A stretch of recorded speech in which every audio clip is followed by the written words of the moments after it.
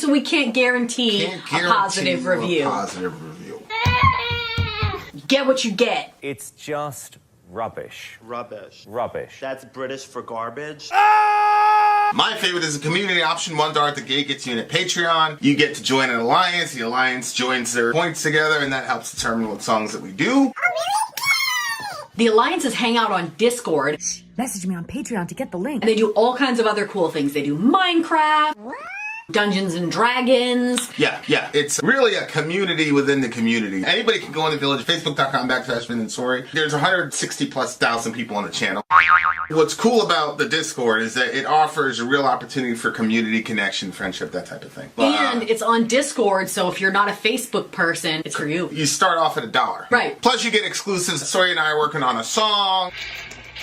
So the first 15 seconds of that was on Patreon. Also, at $15 tier and above, when we actually debut the video, they're going to be there live with us. There you are, dear listener. Buy our merch.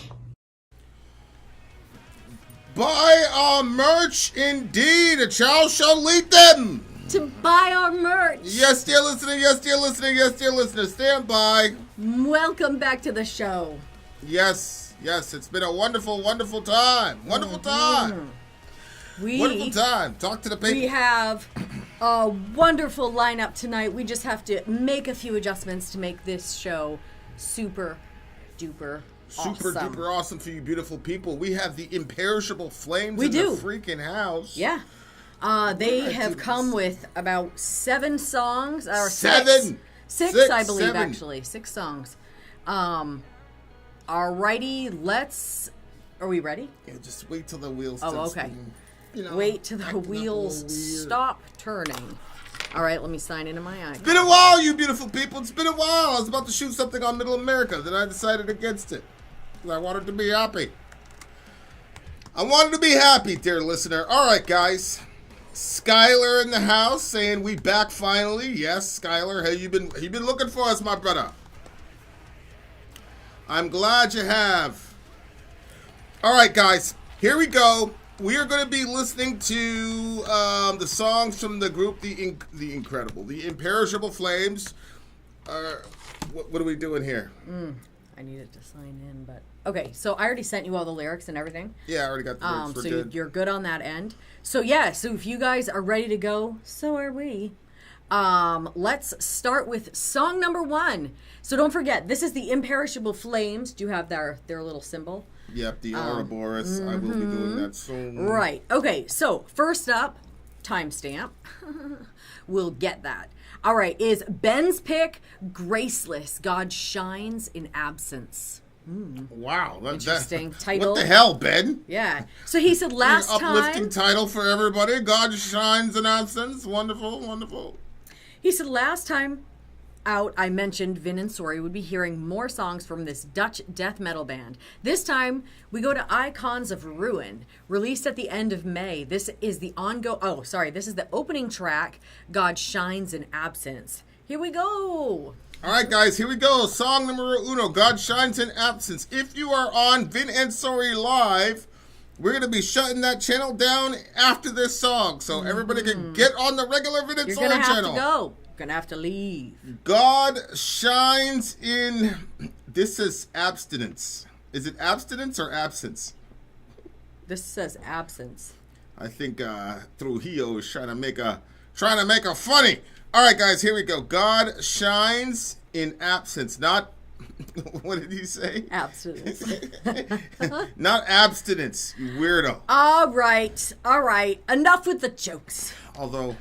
What? I guess a person could say God shines in abstinence. It's true. Depends on what type it is, I guess.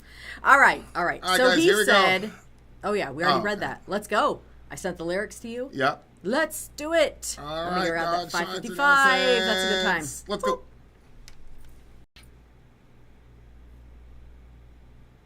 It's a good song. Good song. Heavy. Very Very heavy. heavy. And long, though. Just a little long. How do you rate it? I mean, overall, that was some really good 3 notes. Yeah, the metal there was incredible. Hold on, guys. Surprise, we got a little technical issue. Stand by. So we should be on the regular channel, Vin and Sori.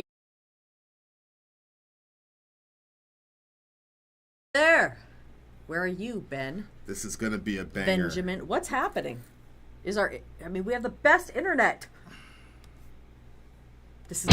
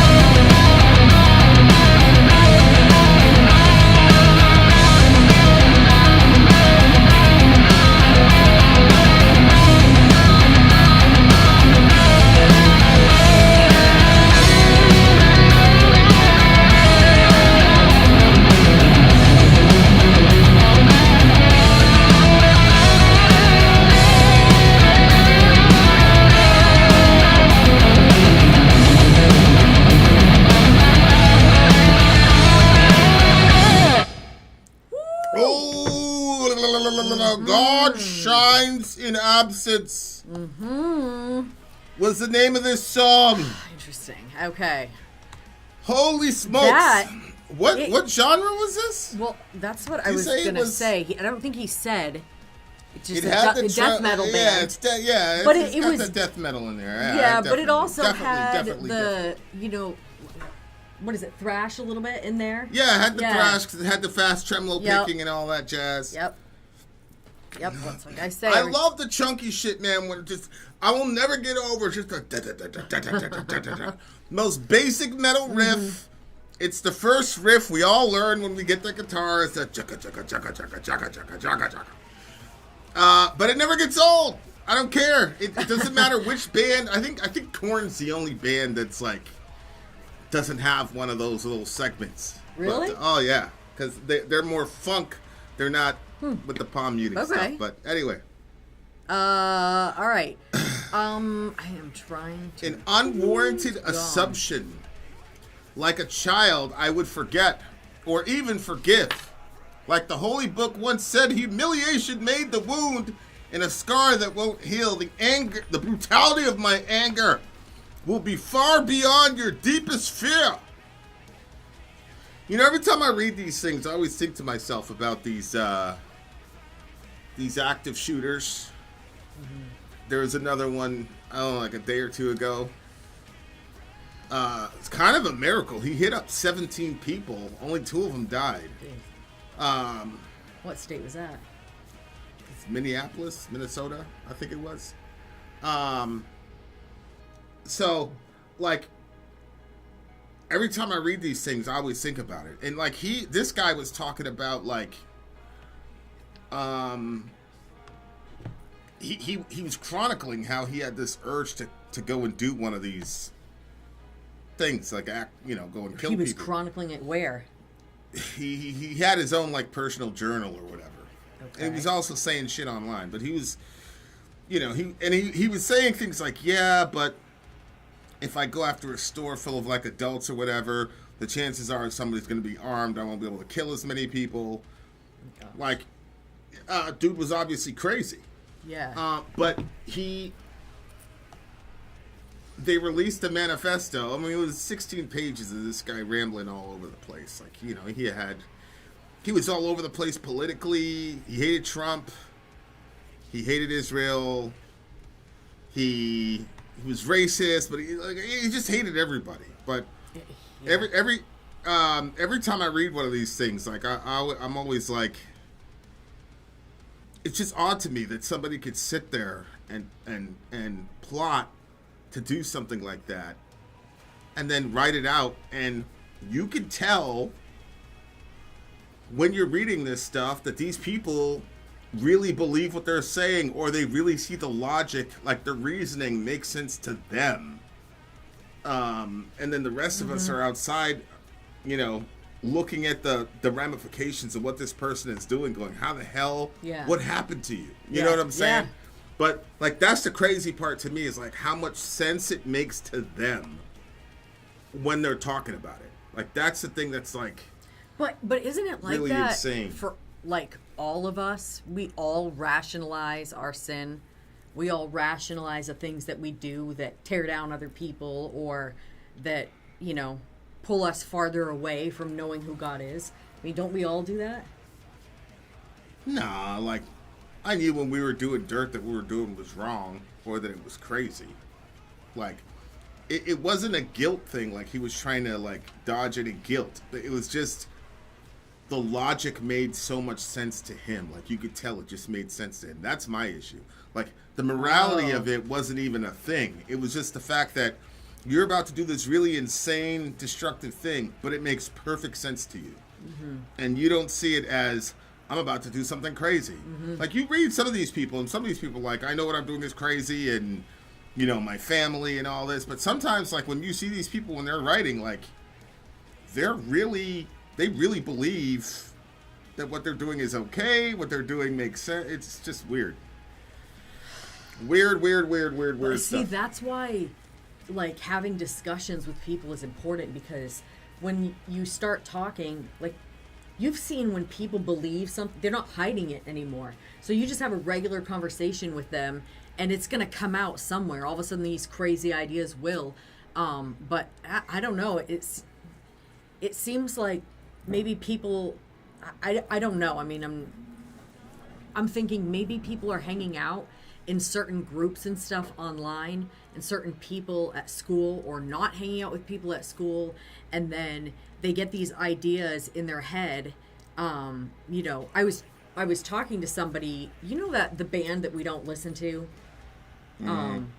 Somebody had that was the name that they were using as like their avatar.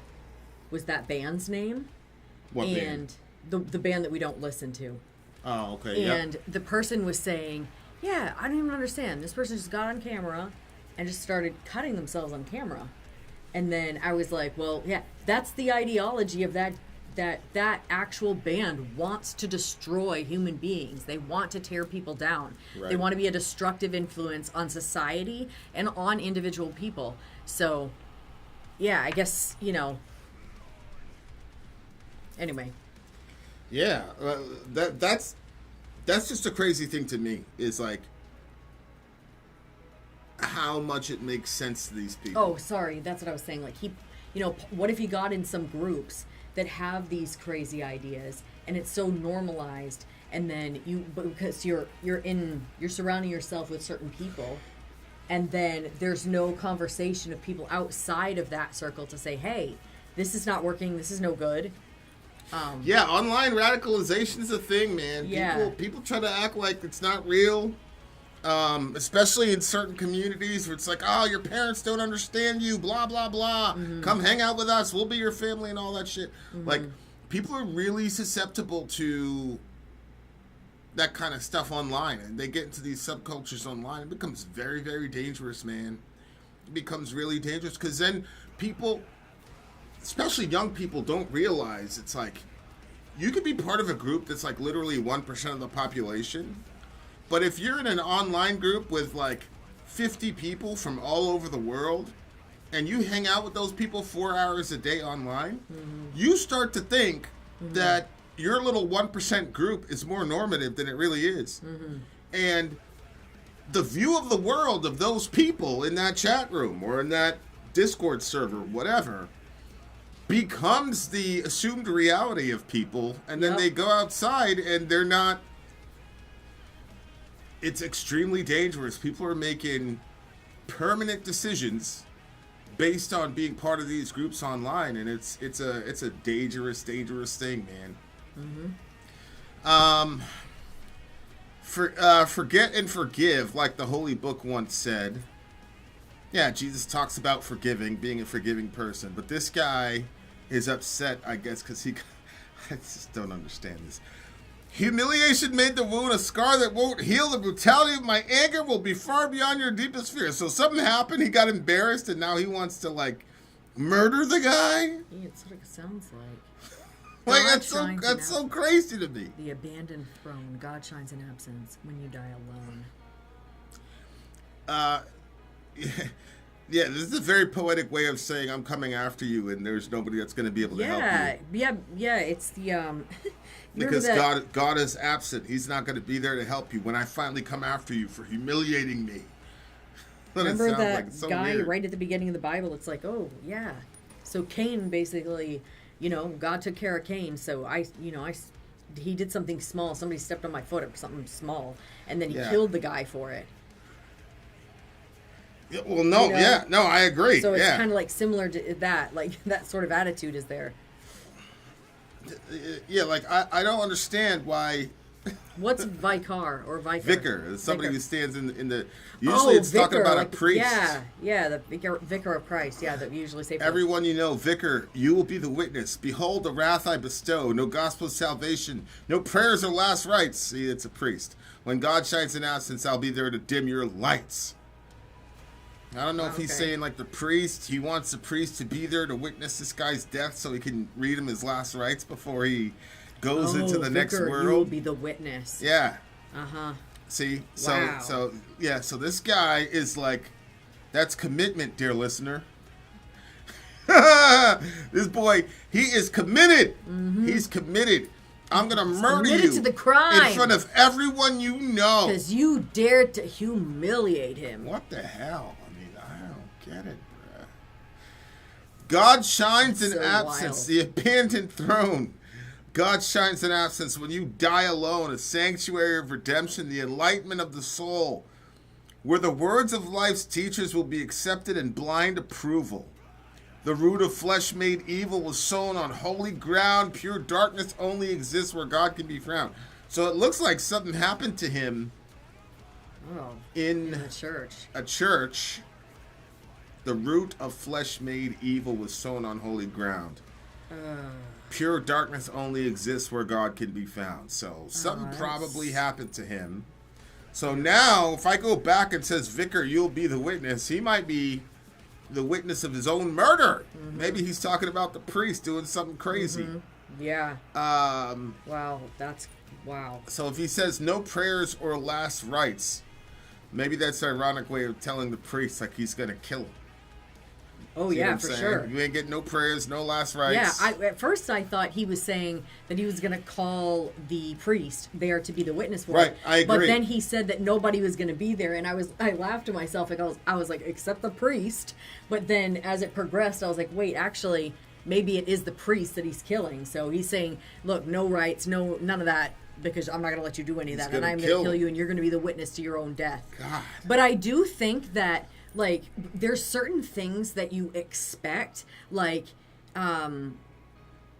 there's certain things that, like, if you go to a church, you're expecting a certain thing, you know, so I wonder if the idea that you go to a church and, you know, obviously, especially if you're a kid or whatever, you're expecting that you're going to get this experience to bring you closer to God, and that it's going to heal some of your spiritual wounds that you have, or it's going to, you know, teach you things that are really important. And then when you get in that environment and you expect it to be like one of the highest, one of the most important things that will happen to you, that you will learn in your entire life.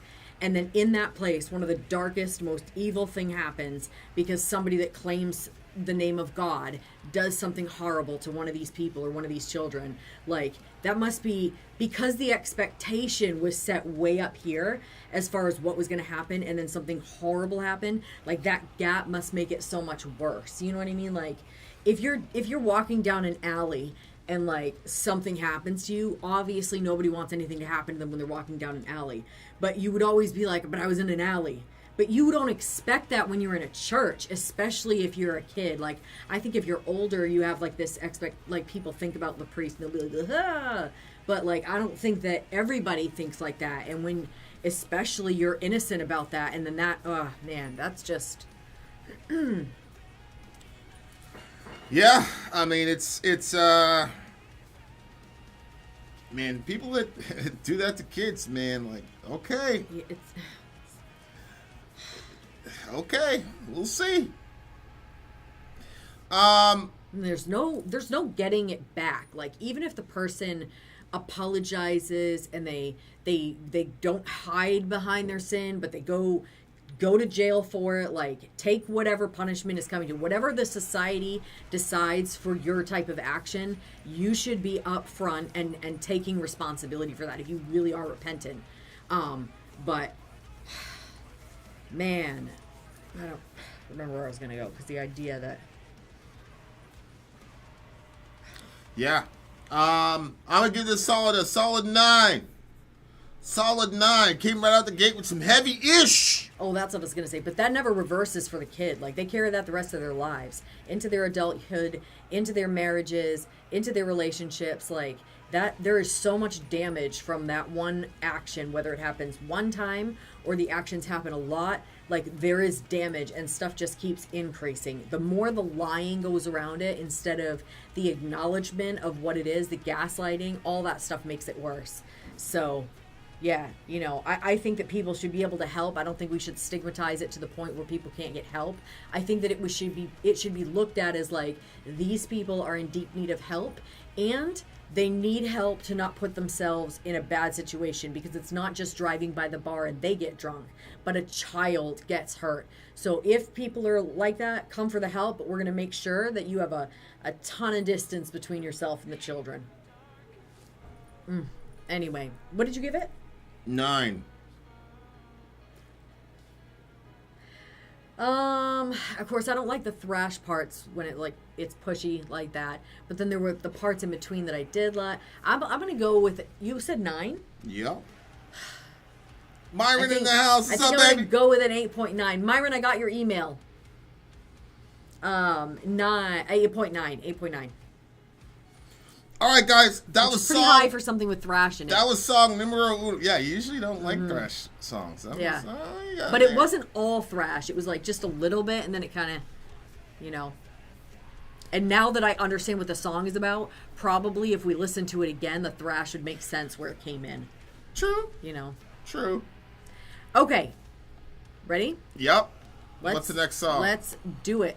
The next song is going to be another song for DJ Ben. It's going to be Blackbraid, Dying Breath of a Sacred Stag. All right, he said this is the second single. Dying Breath of a Sacred Stag? Is that what you said? Dying Breath of a Sacred Stag. Yes. This is the second single from Blackbraid.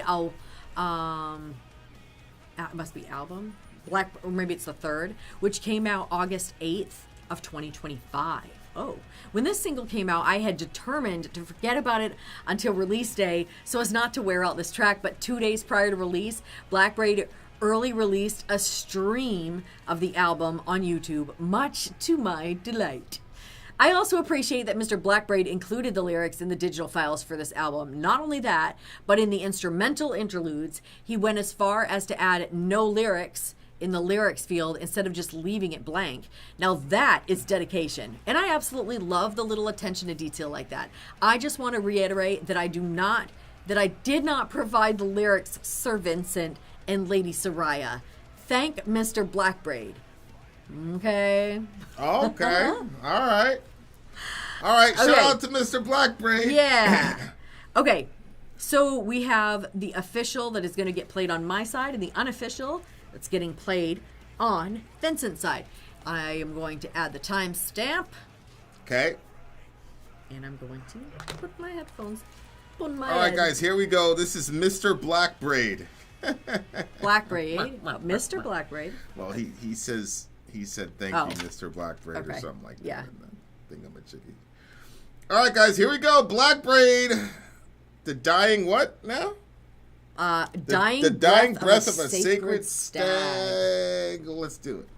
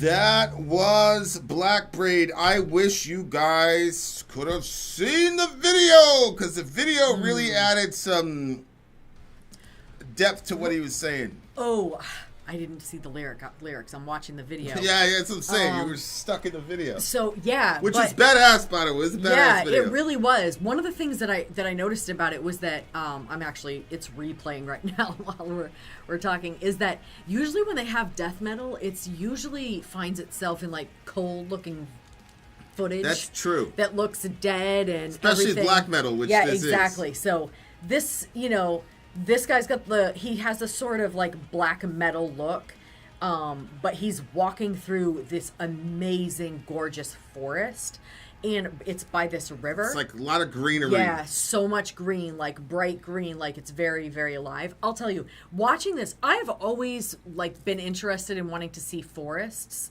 I didn't like the difference in layouts is crazy. I'd love to see this forest. I mean, look at this. That's amazing. I wonder where it was filmed. It's like a paradise. Like, yeah. I don't know, some forest in Montana. Anyway, so yeah, that was crazy.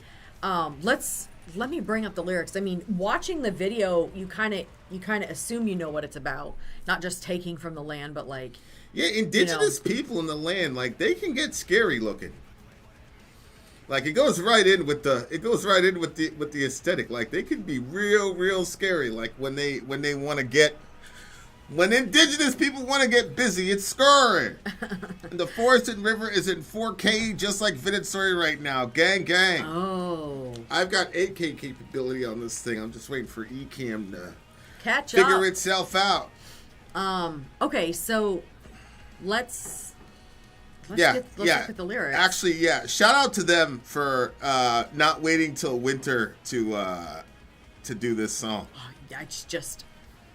I love it. I mean, the song is about. I mean, we're gonna get into the lyrics, but the song is about like their relationship to nature to some degree, and so it's they're right in the middle of their element.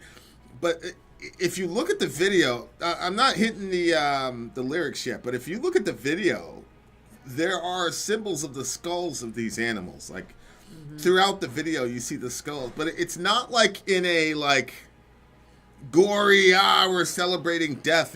It's more looks like a cycle of life almost. Yeah. You know, type of thing. Like he's cutting himself over the body of this like fallen deer or whatever it is. You know what I'm saying? Like kind of like saying we're kind of the same type of thing. You know, he's putting his hand like and I don't know if this is Hollywood or not, but like the way that I perceive, like in Dances as Wolves, like the way that indigenous people, when they would kill an animal, they'd basically be like, hey man, my bad, I gotta do this to survive, you know, go back to the Mother Earth or whatever. You know, like the reverence that they have for the killing of an animal or a dead animal, like I think it's something that we've lost on the Western Christian side. But yeah, and I even think, you know, like, you know, we have young kids, and I'm trying to teach them, like, not to just like kill stuff. You know what I mean? Like they, you know, they see something going around and they want to know how easy is that to squish? What comes out of it when you squish it? Like all these, you know, curious ways, but it's destructive, toxically masculine. And I don't. I'm trying to teach them like the value of like, okay, well, you figure that out, but that right there is you ended the life of that thing. And you know, and I try to talk to them about, you know, when something's weaker than you should protect it, not, you know, crush it for no reason. Like if you need it, you know, trying to have those discussions with them, and get them to respect the world around them and obviously the life in whatever form it is. Because if you teach your kids the value of the life of animals and even insects or whatever floating around, then by the time they get to human beings, they're going to recognize how far, like, okay, if a friggin', you know, little gecko that got into the house, we shouldn't just squash that. Like, if we can catch it and bring it outside and let it keep living, then that's obviously the best way to do it. So then you say, okay, well, if squishing a little gecko is a problem, what is, you know, a human being, obviously. You know, so, yeah, just trying to teach those values and stuff, because I think, you know, over time it's almost gotten lost. And I do think that part of that is because you go to the grocery store and your chicken is all cut up and ready for you, so you don't have the experience of like getting to know the chicken the way that they are in the pen. Like they're specific, they do things that are like, you know, they're unique in their own little ways. People that have chickens will tell you all these stories, so it's like, okay, you don't have that experience. You don't have the experience of what it is to kill it, what it is to prepare it from the point of killing it, everything that goes into it. So we just like consume, because you're just going to the store and grabbing a package. But I think that when they had this, and then that connection with recognizing that, yes, I am taking life. When he put the blood on the skull of the animal, to me it was like he was saying, like, look, you know, like there's that the life is in the blood, and there's a lot that's communicated through the blood, and so he cuts his hand and he puts his hand on it, and so to me it was almost like he was given blood. He was, hey, thanks for the super chat. That's so legit, Applejack. So it's like he's saying back to the animal, like, you gave me life and I'm sending some back to you in respect. Like, you know, like when people pour out a beer for somebody that already died, to me it's like one of those with the animal. It was that kind of vibe. Yeah. And I'm not, you know, like, we haven't really developed a theology around nature in our strain of evangelicalism. Like, where our tradition didn't really come from, like, honoring the earth. And a lot of it has to do with the fact that we just expected the earth to just blow up and be burned to a crisp in the end times or whatever. But there wasn't really a lot of emphasis on creation and our brotherhood and sisterhood with creation. It's really interesting. I was reading this thing about how the pantheists thought everything was alive and the grass was their friend and the sun was their friend, and not in a metaphorical sense, but in a real sense, they believed that all of these things were conscious. And I don't think it's Christianity that has separated us from nature, but Christianity's adoption of Which group? Enlightenment metaphysics versus, the pantheists, pagans. Yeah, and I'm not sure. I mean, the whole world was alive, and then you had, the Renaissance, and then you had the so-called intellectual revolution, and then you had modernism, and people were like, we don't care about those fairy tales anymore, so, like, everything is dead, and we're just robots, like biological machines, like, so, like, we've lost all of that. I don't think that that's a Christian thing as much as it is a,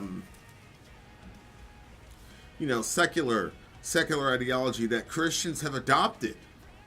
And because of that, we're separated from nature. And so when you combine that with the Industrial Revolution and mass production and mass consumption and capitalism, I'm not making it political, I'm just saying, like, you've got the philosophical sort of thing that separates you from nature with, modernism. And then you've got the Industrial Revolution, which then says, not only are we separated, like, in our spiritual connection to nature, nature's now going to become something that we use and bastardize and pillage, and it's just there for us.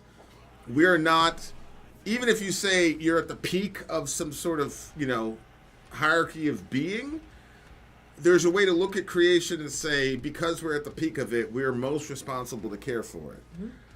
But the Western world after the industrial period was more like, okay, it's just there. The earth is just a big giant resource for us to dig up and exploit and pollute and use up and create endangered species and all the rest of it. And so the Western mind is really now separated from nature. Then on top of that, you add the internet. Yeah. Which really takes you away from nature. And now we're at the point where I'm in the Apple store and I'm looking at this like virtual reality thing, and what do I want? I want nature scenes where I can sit down on a beach quietly, and I'm like, oh man, that would be badass to have. Meanwhile, I'm literally outside of a lake. Yeah.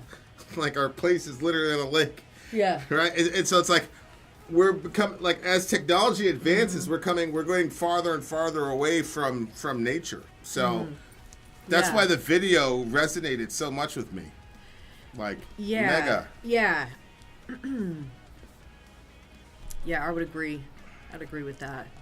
I think that there's also, that's one of the principles that, I was telling you about how there's principles in the Bible that they've always said, and I didn't really understand, like, well, why is that so important? But one of them is that we're not supposed to, it says that in the end that God is going to destroy the destroyers of the earth. So we're not supposed to destroy the earth. That's considered a sinful thing. But you also have the principle that every good and perfect gift comes down from God. So if you have something good in your life, whether it's a chocolate bar or a super hot day and the wind blows by, or you win the lottery, or literally anything good that comes into your life is supposed to make us say, oh, that's so good. And then you're supposed to think that God is good. And that's why something good came to me, is because God himself is a good God and he sent that to me. Now, not everybody recognizes that. And so God gives you good and bad and good and bad. So we get to the point where we recognize what it is and what's actually happening. But I think that anytime that we get into this consumer mindset and we're not recognizing anymore that this is good and this is good because it comes from God, when we're just consuming for ourselves to fill our needs, to fill our obsessions and our wants and our gluttony of technology, people, things, whatever. It doesn't, you name it. So, you see what I'm saying? Mm-hmm. I think that that's also, important to recognize. Upon a great throne of black mountains, born in the heart of the storm, a keeper of shadow and twilight, a sentinel of lands long forlorn, born within the eyes of the storm, now the moons pass like ripples in water as the young stag grows old with the pines.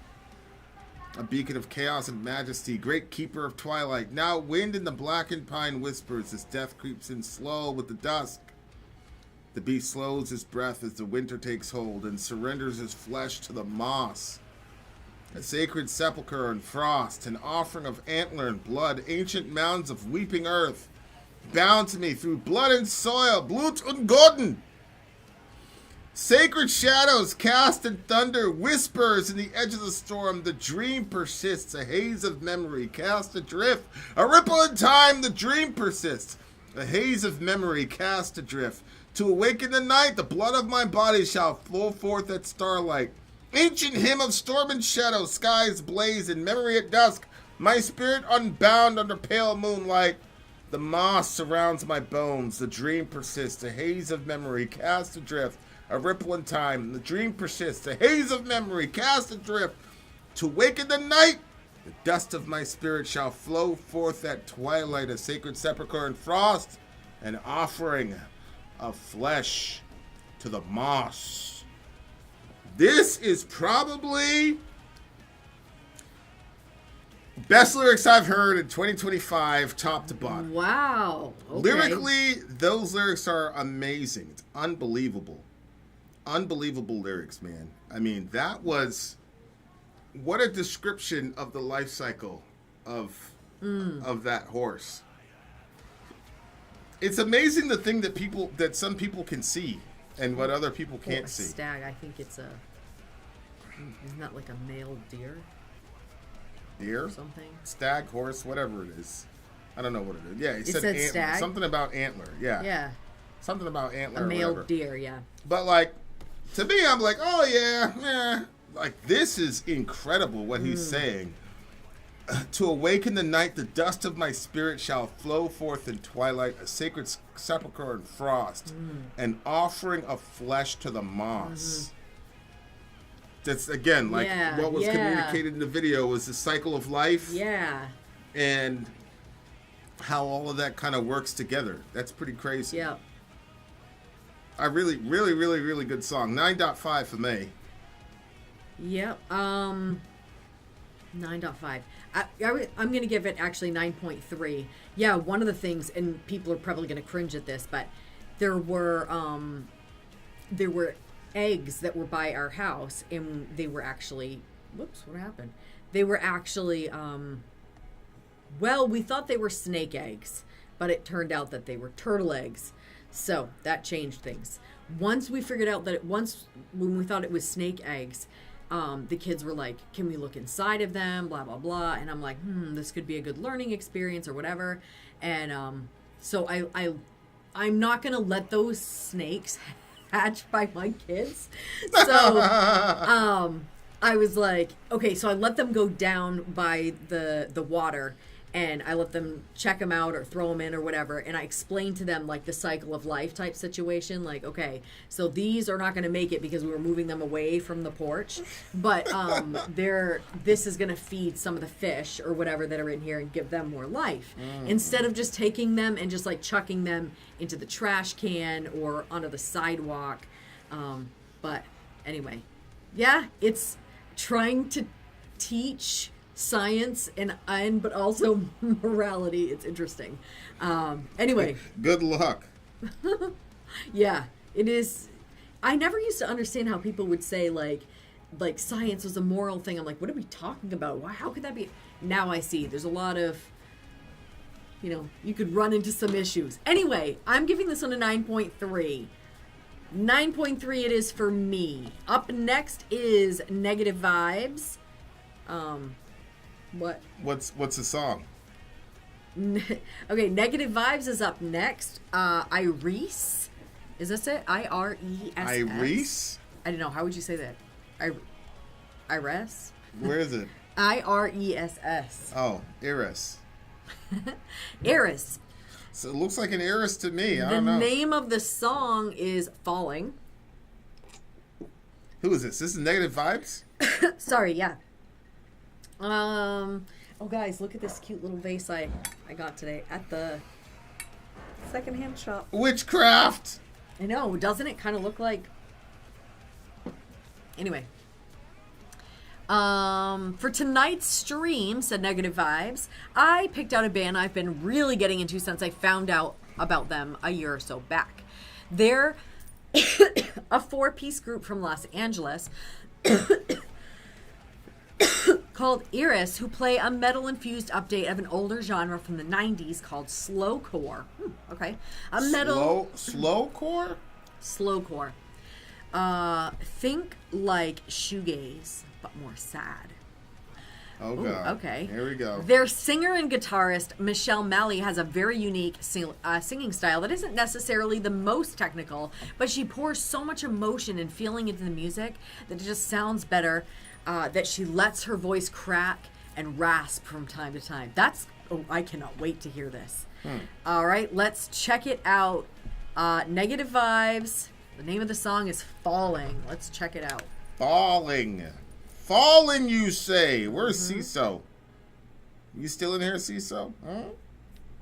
All right, guys, here we go. Falling, Negative Vibes, Iress.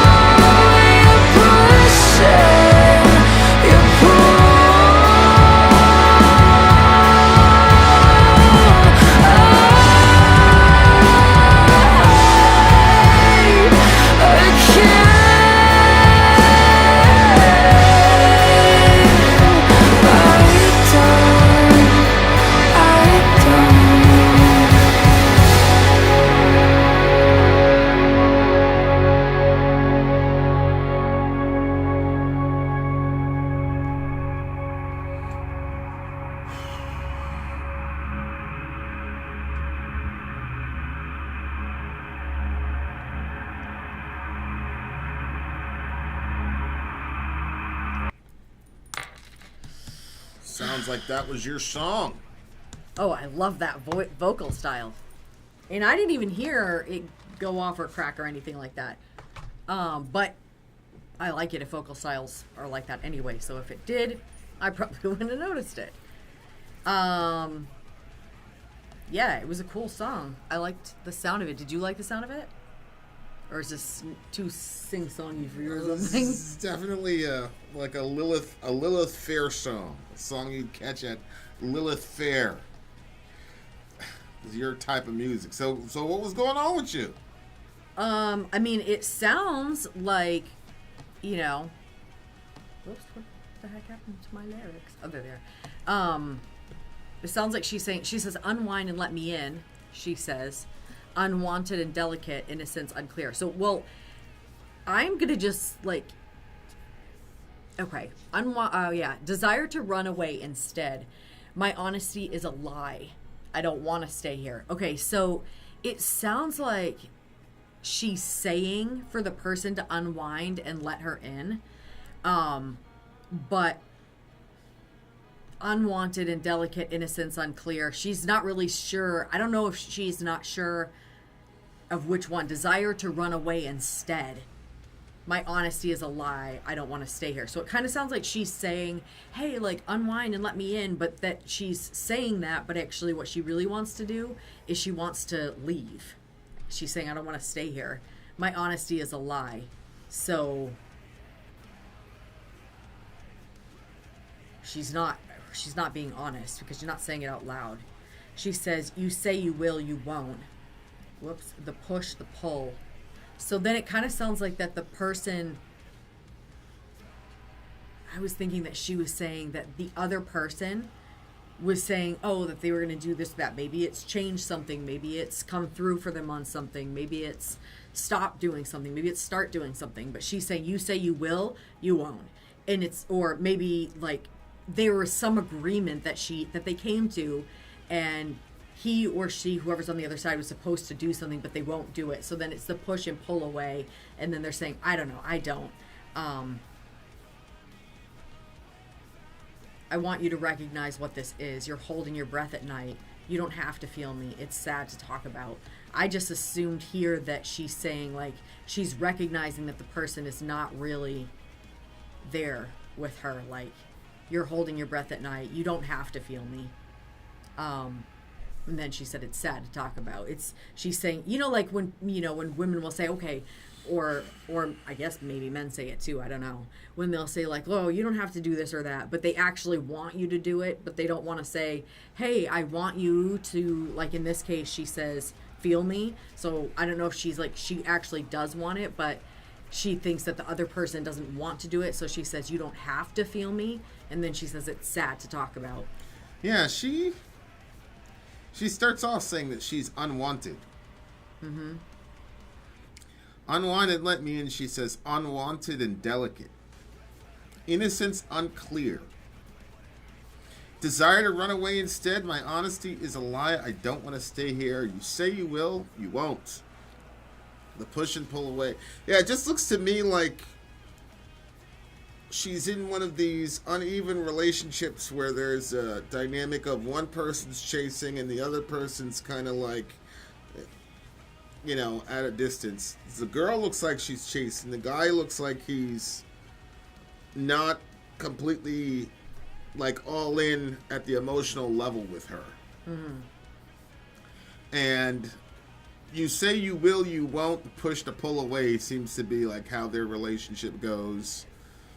Not necessarily a deal, but maybe a promise, maybe I'll be more emotionally available, whatever.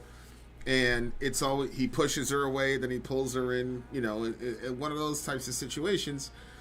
And I think these are the hardest kinds of relationships for girls to get out of, I think. Yeah, I would agree with that. Because there's a push and a pull. It's not just push. And she's already coming at a disadvantage because she's saying she knows she's unwanted. So why would you be in a relationship with somebody when you know they don't want you? So that seems to be a pretty desperate kind of situation that this girl finds herself in. unwind and let me in. I mean, I don't know. It's probably over. I don't really understand what "let me in" means when women are saying it in the context of a relationship, which is kind of crazy thing to say. Maybe when she says unwanted, she doesn't mean like just in every category and in every way. Maybe it's her emotional experience of his, he was withholding emotions. And so maybe from that point of view, she's feeling unwanted in that space, in that way. Not like he doesn't want her in any way, but that there is... No, I didn't mean that. I mean, obviously he wants her in some way, especially verse 2. Yeah, well, you had said... She doesn't want to be... He doesn't want her in the way that she wants to be wanted, though. Yeah. Oh, yeah. I don't agree with that. So this is what I'm saying. Like, she's already coming into the relationship or addressing the issue from a deficit. Yeah, but maybe she didn't realize it until she was in a deficit that she was feeling that way. Yeah, it's possible. It's possible. I mean, I've seen this play out, like with girls being in a relationship with dudes, and it's like, he's not really feeling you like that. This is one of the pathologies that get developed in high school, where people are starting to mature sexually and understand, and dudes start to figure out very early, like, if I use this sequence of words to this girl, I'm gonna have access to XYZ, and it means something different to that dude than it does to that girl. Mm-hmm. So what ends up happening is on the girl's side, it's manifesting to her as push-pull. Like, because she's looking at it emotionally. He's looking at it physically. When he's physically in need of her, he's going to pull. When he's not, he's going to push. But she interprets that as emotional moods, not physical moods. And so it happens a lot where those wires get crossed, and it ends up pretty bad for the girl. At the end of the song, she's saying she's always waiting for him to call her name. Mm-hmm. If he was like an Ike Turner, beat the hell out of her, terrible, it'd almost be better for her, because then she'd be able to just cut the wire immediately. Or her friends around her would be able to say, hey, girl, you got to get out of here, blah, blah, blah. But because it's not that kind of problem, she's kind of trapped. Well, she said, idolize anyone who stays here. So I don't know if nobody really sticks around him, and so he idolizes anyone who does, and so maybe she's not even connected to her friends. Well, that's the verse where she says, I want you to, hey, what's up, controller? She says, I want you to recognize what this is. What is? You're holding your breath at night. You don't have to feel me. It's sad to talk about. To me, that looks like they're having sexual encounters, but again, he's holding his breath. He's not giving himself to her. Mm-hmm. They just had the sexual encounter, and I think that you wanted this. You idolize anyone who stays here is probably her talking to herself about dudes who will stay after a sexual encounter, because it's one of those things with a dude, it's over, he's like, all right, I gotta get out of here, that type of thing. And I think anybody who stays with her, she had a penchant for idolizing, because the standards are so low for her, if that makes any sense. But she said you wanted it's this. Kind of self-sabotage. Everyone experiences something like this. My folks used to call it growing pains. I mean, it's not necessary to have these kinds of situations happen. Mm-hmm. You know what I'm saying? Yeah. But like I understand people's penchant for Christian sexual ethics looking kind of corny, waiting till you're married to have sex, but if you don't do that, situations like this get normalized, and this is not a normal situation. So it's like, yeah, like everybody goes through it. Yeah, like everybody will go through it if you manage your sexuality that way. Mm-hmm. But if you save sexuality for marriage until the person's completely and totally committed to you, I'm not saying it's going to be perfect, but Right. these things will not be normalized. Like, you shouldn't wait for somebody to call your name. Like, if a person wants to get inside of your body, I mean, they should be able to call. I mean, they should at least know your name, right? And there's one worldview that promotes this as a normative outcome, and there's another worldview that says maybe we could do this differently. And the thing that's interesting is, like, the generation, like, younger than us have figured that out at a lot earlier age than us. So it's not cool to be a dude with, like, 18 women now. It's very interesting. Like, even Andrew Tate has kind of fallen out of popularity, and the whole that's the good side of what I see in the tradwife thing, because in the tradwife mentality, you're not supposed to go give yourself away to every Tom, Dick, and Harry. You know, it's a lot more monogamous and a lot more the dude has to commit. Yup, you're going to stay home and cook and clean and all that, be barefoot and pregnant, whatever people don't like. But the guy's job is to do a traditional job of a man. And so they're starting to figure it out, like, this whole hookup culture, we're going to have sex with anybody, sex on the second day, like retreating into the tradwife situation for some girls might be about that more than it is about wanting to live on a farm and fucking make butter. It might just be these trad dudes are the only dudes that are not trying to get in my pants after the second date. So there's that too. Yeah. Yeah. I like music like this. It's a little slow for me, so like it could have been like a minute shorter. But I like the song though. Yeah, somebody said something that she sounds. Oops, hold on. She sounds what? I don't know. They had said something about how she had sounded. Okay, first of all, I don't know what he's saying over there. Probably Pink Floyd, Floydian vibes. Oh, okay. All right. Yeah, okay. Yeah, I think that she's kind of stuck there. But I agree. I think that, you know, what you're saying, like where things are switching as people are deciding different things for their lives.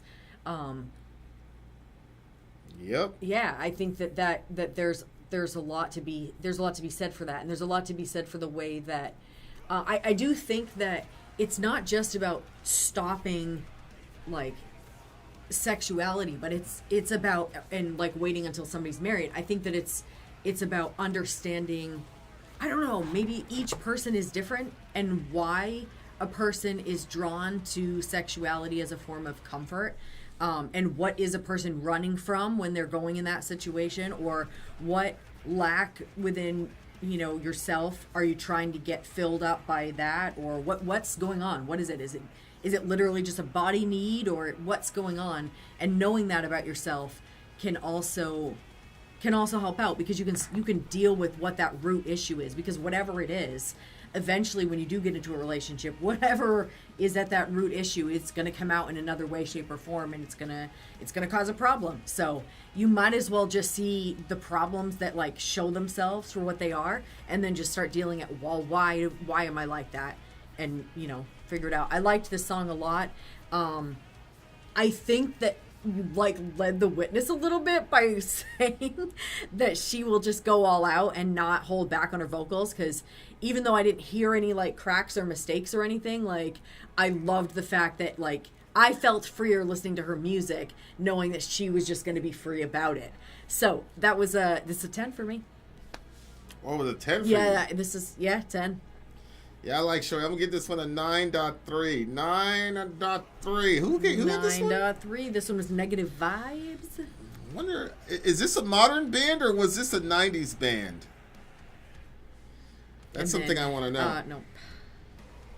Is this next? No, this one is. Why is that one not next? He's here. Did you need clarification from me? Yeah, don't worry about it. Okay. All right, guys. Hold on, I'll be right back. We will be doing some Ask Me Anything. You guys can ask me anything that The shop is open. Whatever you want, I will give you an answer. Those guys are modern. That sounded straight from the 90s, bruh. What questions did you losers have for me? What questions did you losers have for me?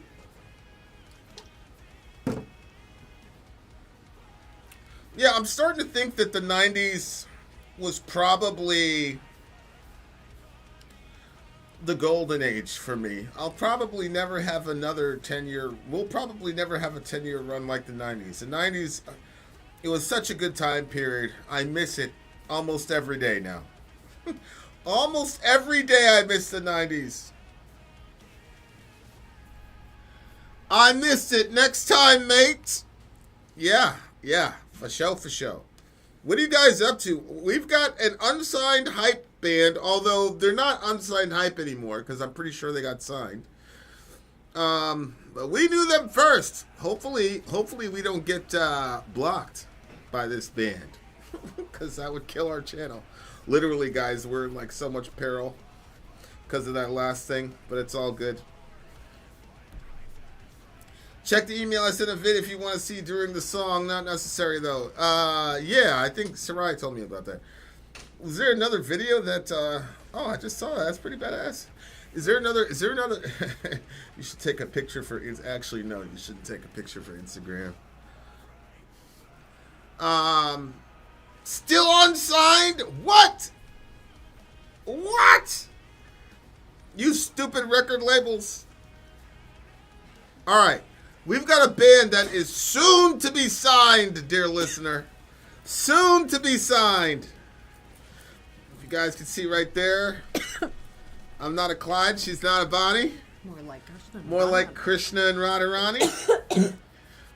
All right, guys, here we go. This is a debut. Controller of Minds is here. Everything is well. This is a debut from the band in the background. Are you gonna talk to the people? Yes. Call me later, Vin. I got info. I will call you later, bitch. Okay, here we go. This is a band, Sleeptalker. You know the band. Background. The song that you're hearing in the background right now is Sleeptalker. This is a band I genuinely like, genuinely listen to. Is the soundtrack to a lot of the videos that we do here. So look at that. So we have Sleeptalker's newest release, Kingdom of Glass. This is one of the songs we recorded with Spencer, who is now our producer. In my opinion, this is our best song that captures the sound we all love. This being just super aggressive, in your face, but also melodic and catchy. There will be a vid releasing for this as well sometime next month when I get it back. All right, so let's check it out. There's another video there as well. If you scroll all the way down, wasn't there another video or something to watch? Or was that an email? I think that was an email. Yeah, I don't see anything here. Nothing here. No. It's an email. Don't worry about it. Don't worry about it. Sorry, Secret. Yeah, right there. Kingdom of Glass vid. Boom. Okay, so I'm playing that so here. We're supposed to watch that during. Is this the actual video? Oh, because the video. Ooh. It's probably early. Yeah. Is that why? I guess. Okay. All right, guys, here we go. We're going to timestamp this for 1/1930. All right, guys, here is the debut. We got the video over there because we're early, because we're special, unlike you normal, regular people. We've got Sleeptalker for you beautiful people. The name of this song is Kingdom of Glass. Let's do it right now.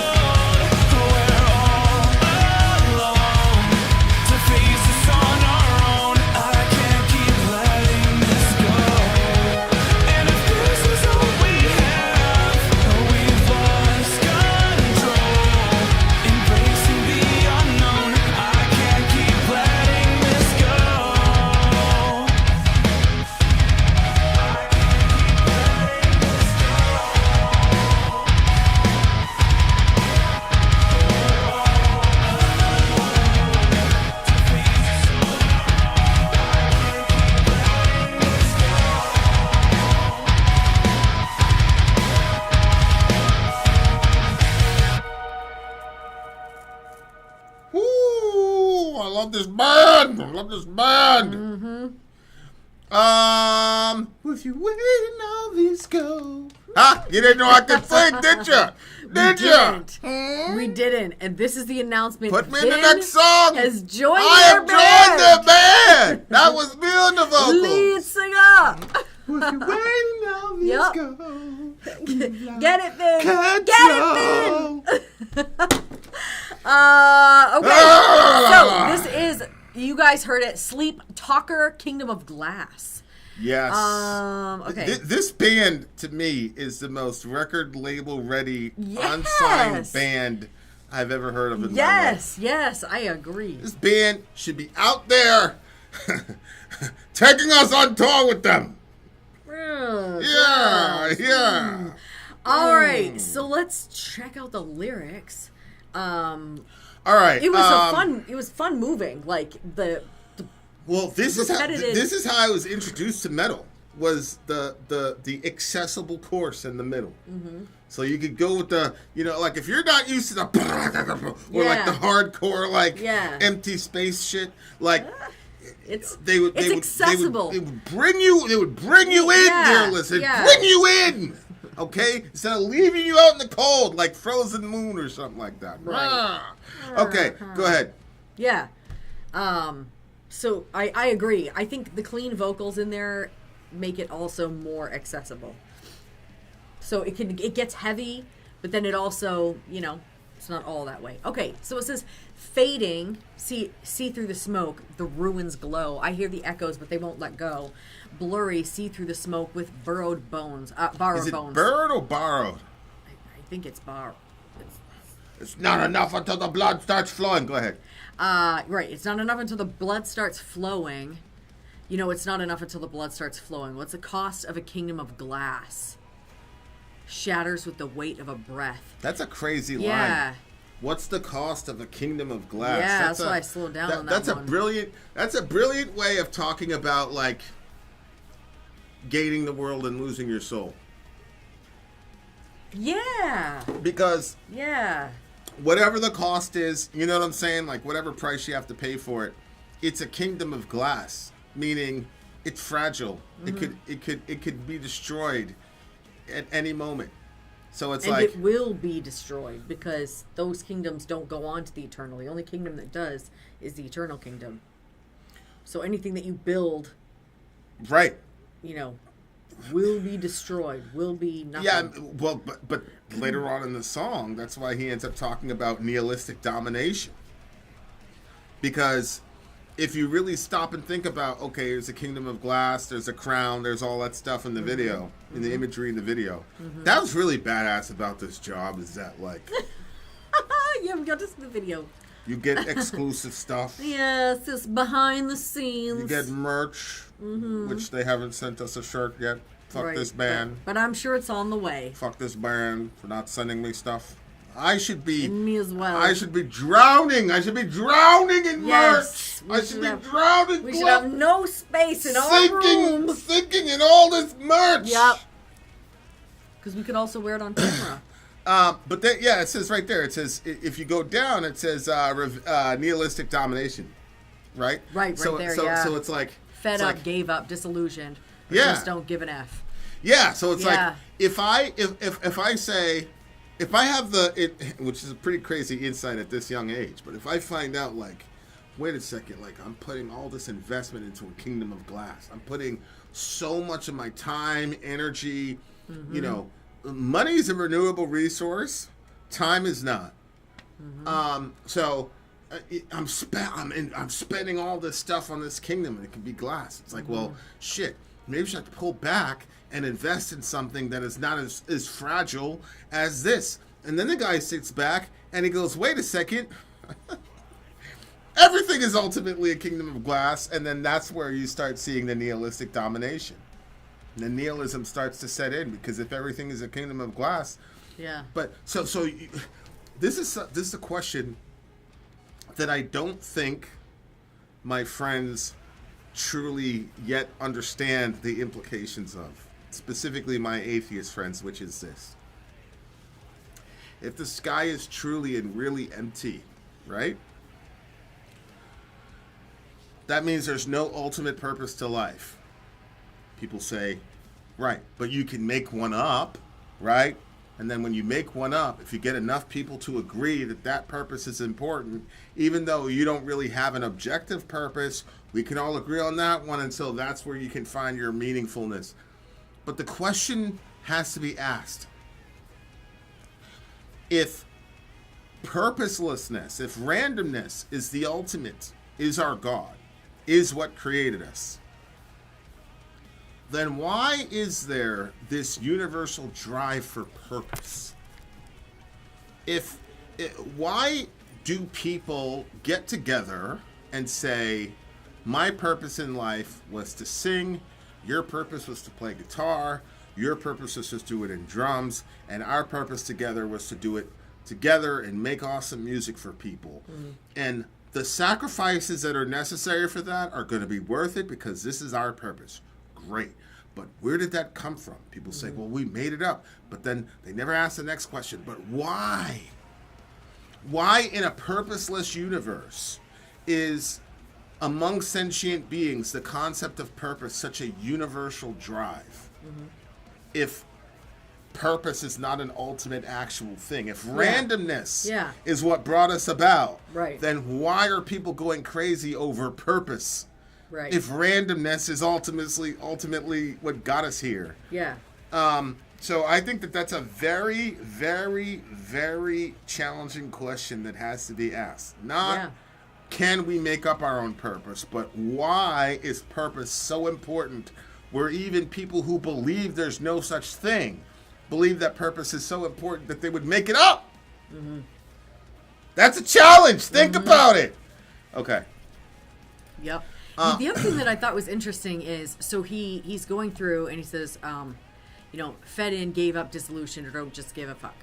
Hollow shell, or a revisionist. Then he says nihilistic domination. But usually people that believe like that nihilistic sort of way, don't they usually have, they'll be like, people shouldn't have kids.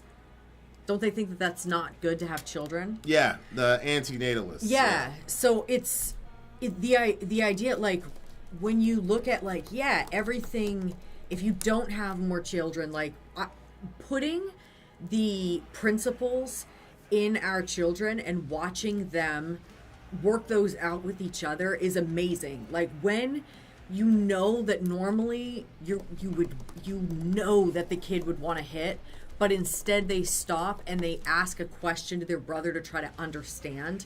Or somebody gets hurt and the other person turns and says, I'm sorry.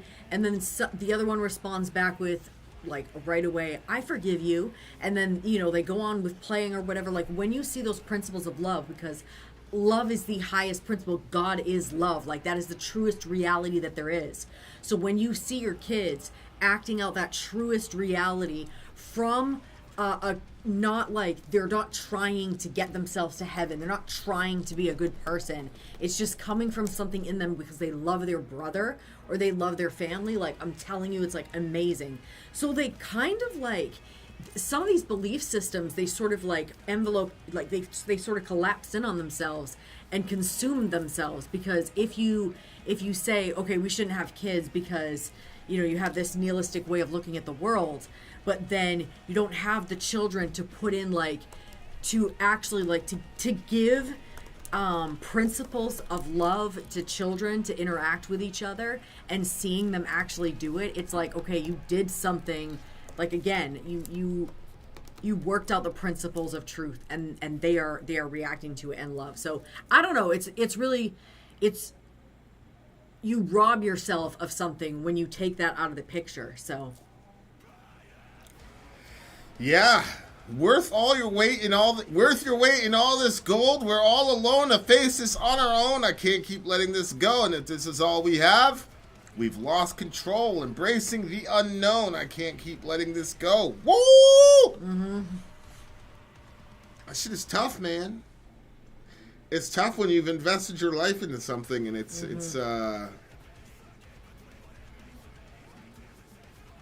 I think, like, there's some people, I don't know how to say this, but there's some people in the world, or most people in the world, this is going to sound so terrible, who never put themselves out there to do anything great or difficult. And so anytime you do that, to do something that everybody wants to do, but only 1% of people can do, anytime you put yourself out there to do that, you will get confronted with, why am I doing this? I should quit. You get hit with this real, it's so hard to explain, but it's like this real empty feeling like, what the hell am I doing? What's the point of this type of thing? And so, like, that's the other part of this song that really hit me, because it's like, I know that moment, because I've been in those moments a couple times when, like, you're in something and you're like, yo, why are you doing this? Like, you're suffering terribly. Why are you doing this? Just, you know? And you end up with that, and it becomes nihilistic, and you have to talk yourself out of quitting and going and staying with it. This is that part of it that I don't think a lot of people will be able to relate to, but I definitely know that feeling as well. Like, to me, like, I'm like, yeah, this dude hit a moment. Like, why am I doing this? Like, is it really worth the squeeze? But it is, if you keep going.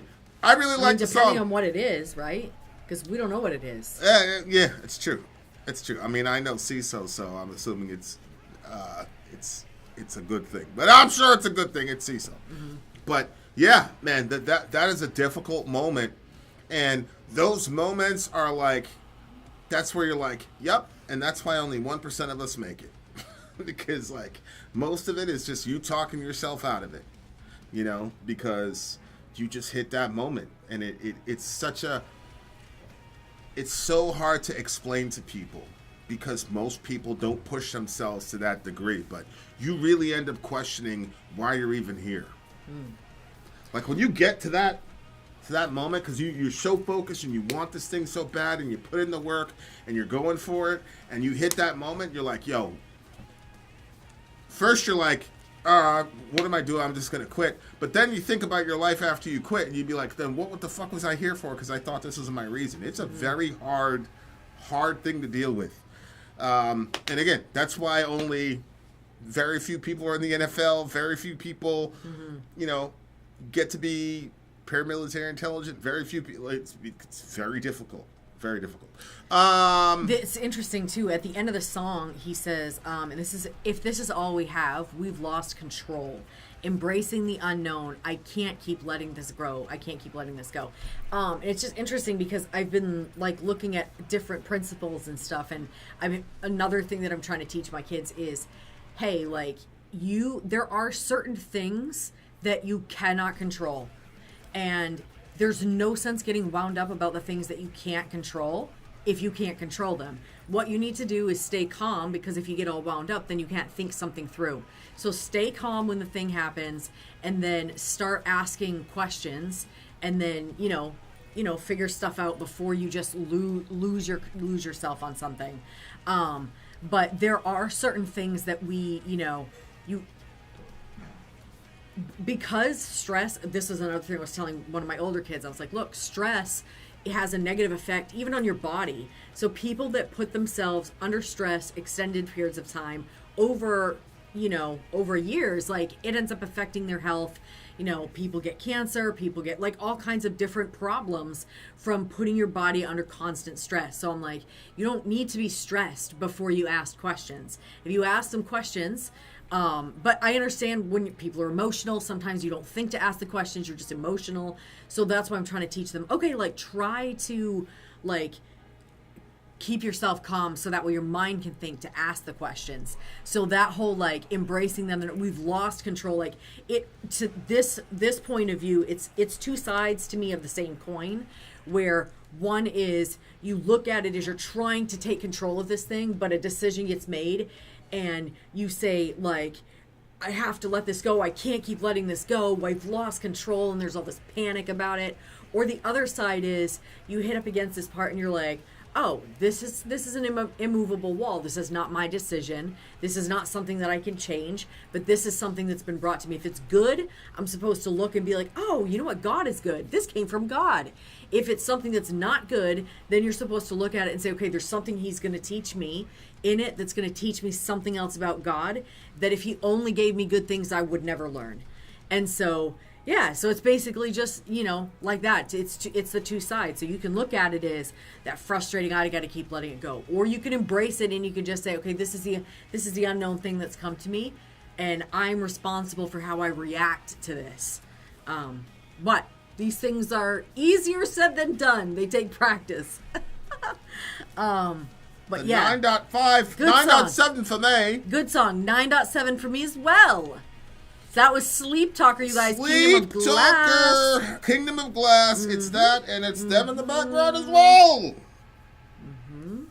All right. Up next. This has got to be Controller's song, right? This is Northern Scoundrel. Knew it. I'm going to let you introduce. Feuerschwanz and Lord of the Lost, Lords of Fire. Lords of Fire. He said use the safe link for the stream. You want to make sure there's no mistakes. And use the safe link. Did you give me the safe link? I didn't give you any. You downloaded it from the... I don't know which one you did. Shit. Okay, Wait, so while there's a safe link? Verify that you have the which one is a safe link? Use the safe one. So... I don't know. Maybe you just click on it and you'll know which one is the safe one. Talk to the people. I was going to read that thing you brought up. Go ahead, read it. Trello there. Okay. So both bands... Which one is the safe one? Is it the top one or the bottom one? I don't know. That's why I was thinking you just do this.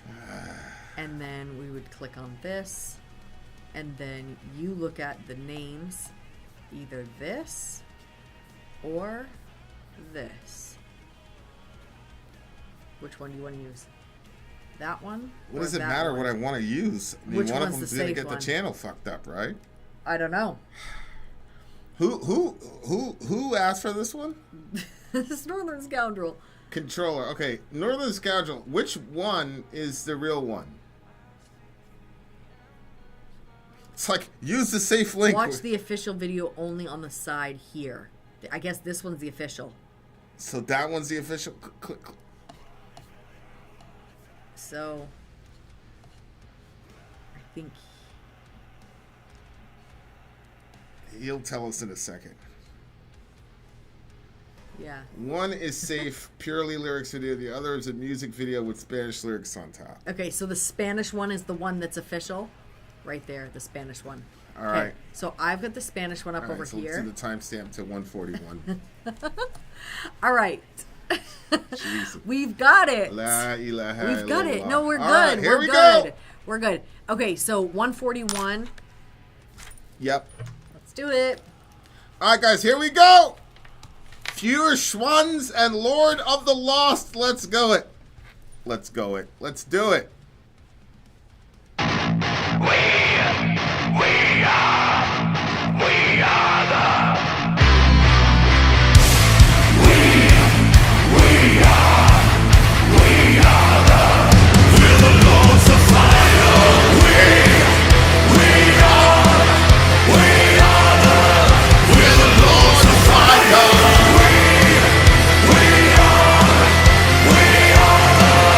We're the Lords of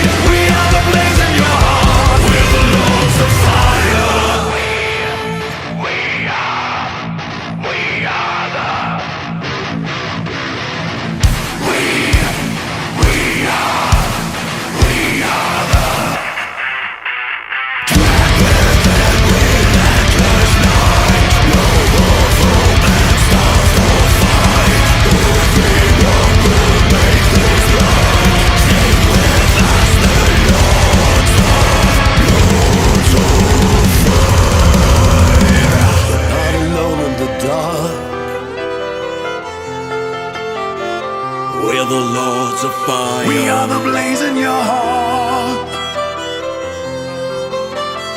We're the lords of fire. Sing the song from the heart. For all the brave and the free. We are the flame and the spark. We're the lords of fire. Not alone in the dark. The guiding light that you need. We are the blaze in your heart. We're the lords of fire.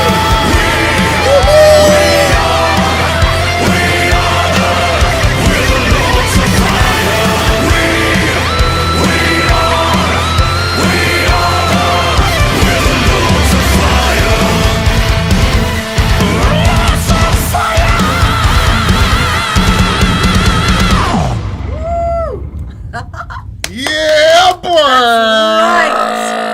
That's right. They are the Lords of Fire, dear listener. I'm sure that Controller has seen this band live. There's a comment related to the song. That's right. We went into all of that that other stuff. Okay, both bands released new albums in August, and this song is to be found on both of them. Lord of the Lost profoundly and loudly declares themselves to be the Lords of Fire, with the two bands' new collaborative single and video. Lord of the Lost vocalist and founder Chris Harms explains. That's Harms? Explains, Harms? right? Harms. Chris Harms! Oh, explains that the two groups share both a love for music and a dedication to bringing every idea to fruition. Interesting wording. Come in, no matter how crazy it might be. So the band's vocalist, flautist? Oh, is this like a flutist? Thanks, honey. Flautist? What is this? Flautist. Maybe that's a flute. Maybe that's how you say flute in European. Okay. Hody adds, we've had a great friendship with the Lord of the Lost for a long time, even though we come from completely different musical worlds. For us, it was a great fun and challenging at the same time to merge the two worlds into one. In a world that for many including myself, seems to be growing darker regarding societal changes and a few lights in the tunnel. I'd like to bring some upbeat music to clear the smog, even if only for a little while. Okay. That's good. That's good. Like I said, I was talking to, one of our kids about that other band. And I was saying, hey, like, there are bands, like, this is their goal. Like, literally their goal is to destroy people. I can't believe that people have that goal. Like, that is their cited goal. Like, but not this band. No, not this band. So it's cool to, like, they're saying, like, in a time like this, like, they want to, they want to bring people together. Like, they want to give something upbeat, something uplifting, and, like, take care of people. Is she good? Like, okay. Anyway, so yeah. So what did you think about the song? Well, I mean, to me, to be 100,000% honest, I didn't really know what. Didn't we say 2 o'clock? I didn't give a time. Okay. For me, I didn't know what he was saying in the verse. I mean, he could have said anything. He could have said, "I lost my puppy," but the the chorus was just so cool, and I loved it because I was thinking to myself, like, this is one of those songs where there's going to be like thousands of people because it's a Controller song, which means he probably saw it at some horrible festival that we didn't get to go to. So now it's hundreds, thousands of European people. They're all friendly. They're all partially drunk, a little bit smelly. And then that chorus comes on, and everybody's going, "We are! Yeah, we are!" They all have those European accents or whatever. That's what I was thinking about when I was listening to the song. Okay. Dwayne, are you being funny? Where is the picture? The picture's right here, you moron. The one that says "respect everyone," you idiot. Get it? It says respect everyone, and I said something disrespectful to him. Okay. That's the picture, you okay. dumb butt. Yeah. Go ahead. Got it. All right. Yeah. But yeah, like, that's what I was thinking about. I had no Yeah. thought whatsoever. But if you look at the lyrics are kind of right there, because it says, we're the Lords of Fire. Let's sing this song from the heart for all the brave and the free. We are the flame and the spark. We're the Lords of Fire. You're not alone in the dark, the guiding light that you need. We are the blaze in your heart. We're the Lords of Fires. Yeah. This is like the main thing that people don't get about the metal community that I wish they did. It's that right there. It's the what is actually happening when a band and their fans come together. A lot of people who are outside the metal community do not get it. And that's what it's about. It's people that feel alone. It's people that, whatever position you end up on any of these topics, the world is very difficult right now in pretty much every area of existence. And then you pop in the music, you go somewhere else, and then you go to a concert with thousands of other people, 99.99% of which you don't know and don't know you, and yet that song comes on, and you're singing that chorus, and everybody gets it. That's the main thing about metal that people don't understand that I wish they understood, because that's what it's about right there. Yeah, and it's also like when he's talking about, you know, this sort of like bringing people together, like the uplifting sort of thing. You know, when I realized, because I don't go in a lot of comment sections, but I went into a few of them, and I was horrified. I was like, Vin, do you know that like sometimes people will say like, go kill yourself? He's like, yeah, this happens all the time. Like, people say it all the time. Like, that should be something that none of us should ever say. Like, the most important thing obviously is loving God, but we're supposed to love each other. That's part of how we love God. And so the idea that we would go into a comment section and say something so horrible when the opposite, like, remember that story where the person left a note and they walked down the bridge and they said, if anybody says hello to me or smiles at me, one of the two, I don't know, if somebody does this, I won't jump off the bridge. And nobody did it along the way, and the person jumped off the bridge. So then that means that the opposite is true too. That means if something as simple as a smile can save somebody's life, then something as horrible as saying go kill yourself could make somebody make that decision. And so we should never, like, if we ever see somebody saying that in a comment section, we should be so quick to say something. Like, to me, that's part of being pro-life. It's not just, you know, you shouldn't kill babies in the womb, but you also should not talk to human beings like that. Like, where all of us are challenged in different ways that are very difficult, and where everybody is experiencing different things because God is trying to show us all different things. But you can't push somebody in the midst of their situation that you don't even know, whether you're joking or you're not. Like, there should be lines that none of us should ever cross. Like, I'm like, man, I can't imagine if on like my worst moment, if somebody said that, like, if I read that, like, I don't know. I think that's horrible to do to somebody. Yeah, and that's how I kind of knew that it was Controller, because he's always putting out stuff about that side of metal, respecting everyone. I mean, like I said, man, the shit that's going on out there right now it's crazy. And there are things that are normalized that should not be normalized. And it's such a good point. It sounds like a pedestrian point, and I don't think we'll ever really know, but I wonder how many deaths are associated with comment sections, man. And I'm not just talking about the kill yourself where somebody jumps off a bridge. I'm talking about The straw that broke the camel's okay, back. this person said this shooting happened, this happened, that happened.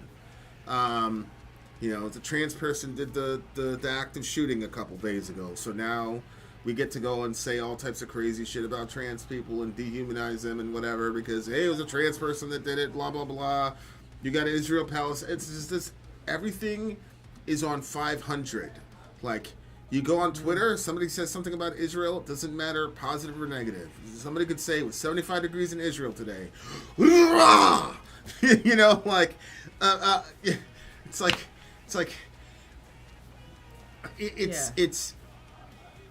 it's very important that we don't lose that as a community. I'm very glad that we didn't either. You know, like if you think about COVID I think hit the metal community harder probably than any other music community because we're so used to being with each other at these shows.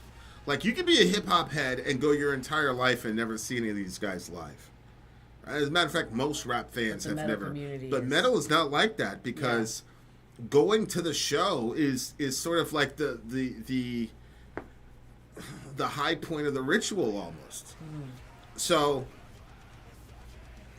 COVID was really, really hard on us than any other community because we're so used to being around each other and experiencing the music together. So I really appreciated this song, not necessarily because of what he was saying, although there's a lot of things he was saying that I really liked. Like he said, don't let the sorrow dictate. Yep.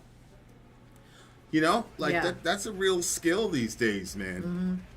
Because no matter where you could turn, if you look at it long enough, whether it's economics, whether it's social, whether it's global, foreign policy, whatever, it's so easy to let sorrow dictate. So you got that. That's a real skill that people need to get really good at because it's not good. But again, like at the the beginning of the stream, when I talked about love being the highest principle, if that is how we decide whether or not we're going to put up a comment, if we say, is this the most loving way for me to say X, Y, and Z thing? Is this the most loving thing that I can do in a situation? Sometimes I switch it up and I say, okay, wait, if this was my little brother, if this was my sister, if this was an X, Y, and Z, if this was my kid, if this was, depending on the situation, how would I respond? Because sometimes my response is different because it's somebody that I love. And so then the response changes. So I'm like, okay, I have to like revamp some of the ways that I respond to people. And so anyway, I was just thinking about, that's it. Like love has to guide what we put for comments and how we respond to stuff. And then like also we're supposed to tell the truth in love. So, some people are like, well, you know what? I'm just telling the truth because they're trying to make it like, okay, truth is the highest thing, the highest principle. No, love is. So yes, truth is very, very important, but love is the highest principle. For instance, like in the Bible, maybe I'm saying too much here, but there was a story in the Bible where Pharaoh had the Israelites as slaves, and he told the women, the midwives, he said, when the babies are born, if they're male, kill them. And the women didn't do it. And then when he called them in, he was like, wait, what's happening? They're like, oh, these Israelite women, they're so strong, they just birth the baby so fast, we don't even get a chance to kill the baby before they're born. and God rewarded them for that. So again, love is the highest principle. So the truth is for them to say, we didn't kill them. We didn't let, but instead they went with a higher principle of love, and it's loving human beings because human beings are the most important thing on the planet. So yeah, I think I love this. I love that they're trying to do something positive and they're trying to encourage people. Yeah. I liked it. I'm going to give it a solid 9. Yep, I agree. I'm matching you with a 9. Really, really good song and really good message. Yep. It's just insane, like the way some people think. We had at least 2 deaths. 2 persons killed in Norway the last 3 years because they were gay. The killer was a religious fundamentalist loon. So 2 deaths in the last 3 years. That's like a Wednesday in America. Like 2 deaths in the last 3 years. Like, are you kidding me? We would love that in it. Like, that's what I'm talking about. Like, America normalizes shit that should not be normalized. Like, this should be the mindset. The mindset should be, holy shit, we've had 2 people killed over the last 3 years just because they're gay. Well, this is an emergency. We got to do something. Like, Americans don't think that way. 2 people dead in 3 years. It's like, great, good job. Like, an American politician would be bragging about that. Yeah. 2 deaths in my state in the last 3 years because the guys, they would be bragging about that. Yeah. Like, it's just crazy to me, like, where we are in this country. But, you know, I love America, for real. I'm not shit talking America. It's just like sometimes, like when I talk to my European friends, like their mentality is so much Some different of the from questions ours. that they ask, it's like, wait, what? Because they're just they view it so differently. It's insane. But then we're the pro-life ones and the Europeans are crazy. Okay. All right. Interesting. We're pro-life in America. Okay. All right. All right, guys. I give this one a 9. Would you give it? I gave this one a 9 as well. Oops. We didn't mean that. That should be a thumbs up. I don't know Yeah. what are you doing up there? Thumbs Well, you up. know what? Real ones are better than the fake one anyway. Come back to reality. All right. This is right because our thumb is more real than the one that just popped up Right. for them. So. All right, so 9. What'd you give it? I gave it a 9 as well. Okay. So up next we have Middle Earth. Oh, Middle Earth. Middle Earth. Hold on. This should be interesting. All right, Middle Earth. What do you got Middle for Earth us? says, I will actually take a Red Bull, please. Middle Earth said, it picks Alastor. Thank you. NW588. He said, comments by Middle Earth. Okay, Psychedelic Doom from Alastor's. Psychedelic Doom? Is that what Yeah, you said? I'm super interested, actually, to hear that. From Alastor's October 31st, 2018 album, Slave to the Grave, the song NW588. All right, so you have the lyrics. I have the timestamp. All right, guys, here we go. This should be interesting. I am very, very interested. Where else are you going to hear? What is this now? Psychedelic Doom? Is that what you Yeah, said? Psychedelic Doom. Where else will you hear Psychedelic Doom, dear listener? On a Friday at that. Only at Vin and Sori. Only at Vin and Sori. You people can go to your other channels if you'd like. But you're dumb butts. Here we go. Alastor. Let's do it. Alastor? Where are you, buddy? Come forth.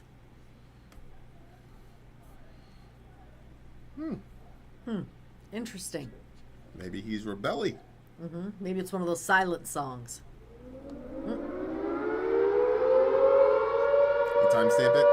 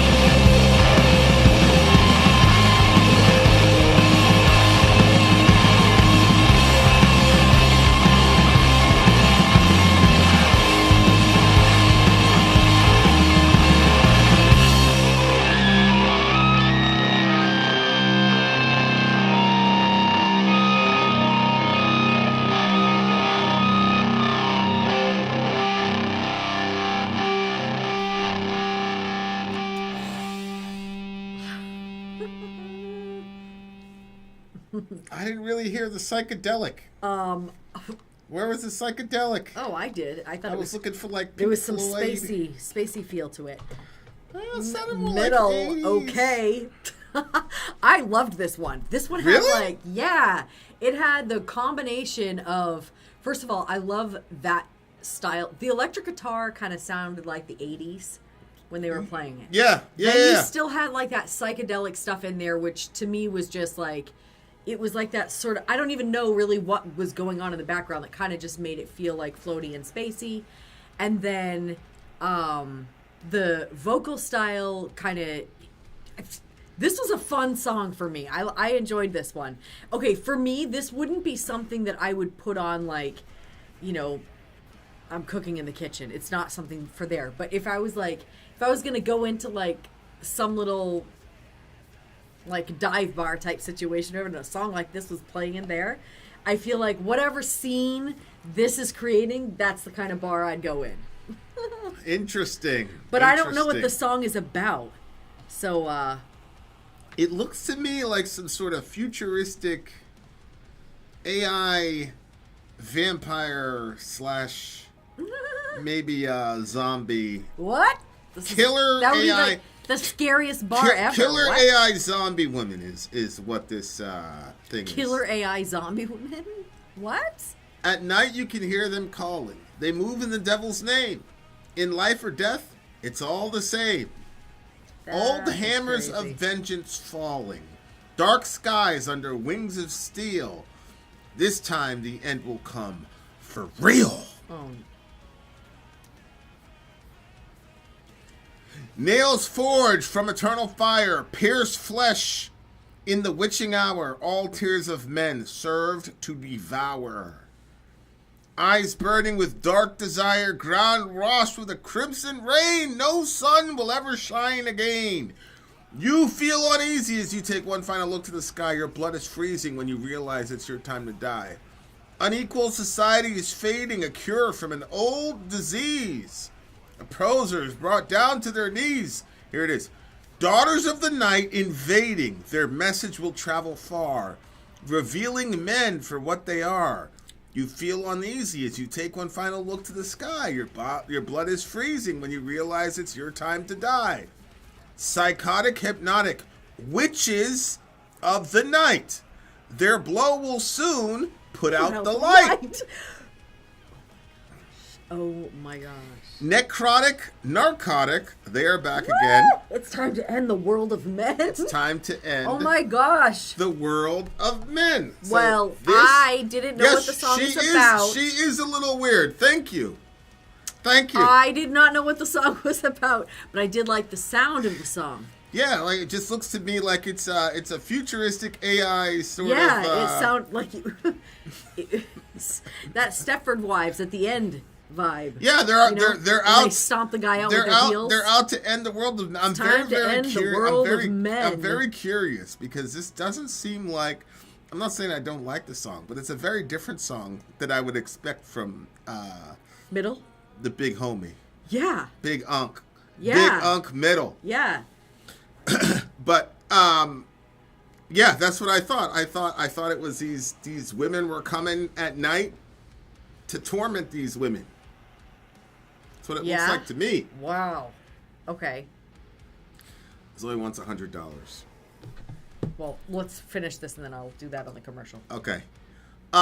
So yeah, that's what it looks like to me. I love the guitar section at the very, very end. Okay. But the lyrics were so like thematic that this is one of those ones where I'm like, damn it. Because I feel like this has to be in some sort of concept or story album. Yeah. See what I'm saying? Do it in a commercial, man. Oh, okay. All right. I thought we were The ending. age of man is over. The time of the orc has come. Yeah, that guitar thing at the very, very end, like the last, I think it was like the last 40 seconds. Mm-hmm. And somebody had said something about like a bar or something like that. No, it was a 70s vibe at the very, very end because they just did a segment where it was just the drums and guitar. Mm-hmm. That was like my favorite part of the song because it's anytime I go into a solo I still can't get out of this very immature impulse to just go as fast as I possibly can. Letting the notes ring out and things like that, and like allowing the vibe and the flow, things like that, like I'm not there yet. So anytime I see somebody that can do that and like is secure enough to just leave those spaces in the song, like I love the hell out of it. That's like my favorite thing in the world because it's not something I'm very good at right now on the guitar. That was my favorite part. Maybe it's you know how you, like you say when you're playing music, like it's almost like it's something in your soul that's coming out in the music. So maybe it's an internal place also of sort of calm that you're gonna have to get to be able to feel relaxed at those parts, to not feel like rushing it. See what I'm saying? Yeah. I mean, for me, it's like I always want to be the best, and I always take everything to the extreme. So it's like, oh, if you're doing a solo, it's gonna be the fast. It's gotta be Ingwe Malmsteen. It's gotta have 8 million notes in it, whatever. So yeah, 9.2. This was Dwayne's song of the night so far. Yeah. I was not gonna lie disappointed with the lyrics, because I was hoping it was gonna be like the song before. It was like a positive, whatever. I was kind of hoping he was going there, not like end all the men. I don't think that's a good plan. So anyway, just one of them is a good plan for her. Why would you say these things? Just one of them. What? You say such sad things. You're cool Which with is the Netanyahu? one face. Oh, wow. I saw face over here. Wow, nice. Okay, unbelievable. Anyway, I would give this one a 9.7. I would have given it a higher score. If it had nicer lyrics? If it had, yeah. But like, and that is incredible. it's like, how am I going to listen to that song? Incredible! And the men! And them all. Anyway, there you have it. We are going to be on a commercial. Jet! Commercial break. We'll be right back, dear listener. You have to do the commercial break. Yeah, actually, we do need a commercial. Actually, we don't. Ask me anything, dear listener. Why don't you... Is she asking from Apple Pay? Yep, I'm handling this. How did that happen? I don't know. Hold on. Ask me anything, people. Do that. Let me... Ask me anything, people. Nelson Perez in the house. Last song of the night is from Archero. Archero. Oh, I thought it was Middles. Thingamajig. Let me see. What is this last song here? What is the last song here, dear listener? Like I said, guys, ask me anything. We can talk about anything you want. Anything you want. Just white men, right? The one and only Archero. Canelo or Crawford?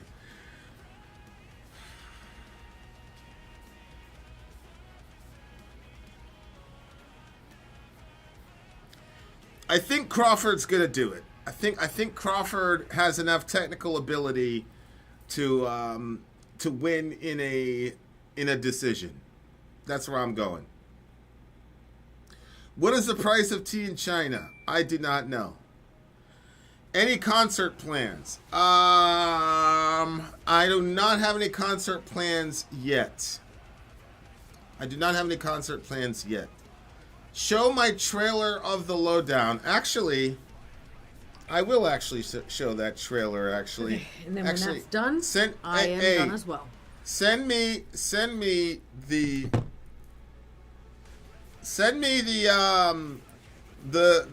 trailer again, buddy. Send me the trailer again. All right. Did you watch Weapons yet? No, we have not watched Weapon yet. Okay. Let's see what is up next. The last song on our stream tonight. That's crazy. Later, Nelson. How fast that went. Is Archero picked this next one. From Corn to Dust. Yeah. From Corn to Dust. How do you say this? Ershetu. Ershetu. That's what I've got. Ershetu. It's okay. It's Ershetu. So it's a side project band featuring Vin Savel from the band Blunt. Can you just read this one, babe? Ershetu is a side project band featuring Vinsval from the band Blut aus Nord and Lazare from Borknagar. Hey! Each album from this band is planned to explore the conceptions of death within a particular civilization or religion. Whoa. So far, they have only released 2 albums. The most recent focuses on Japanese Shinto and is influenced by traditional Japanese folk music. Tonight, we will listen to a song from their first album, which takes its inspiration from Mayan folklore. Oh, interesting. Okay. All right, so let's check it out. Apparently, Mayan black metal. Mayan black metal. What's up, Jet? Good to see you. Oops, sorry. All right, guys, here we go. You guys want to listen to some Mayan black metal? You losers, here we go. Mayan black metal on the way, courtesy of, who was it, Negative Vibes? I thought it was Archero. Archero! Archero! Ershetu from Corn to Dust. Let's go.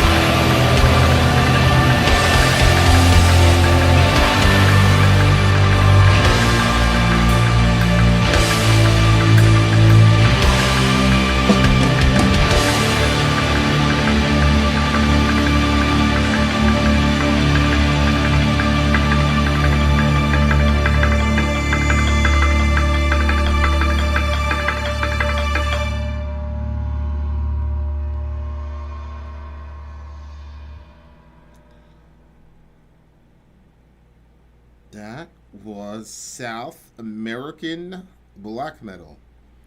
Hail, Theo!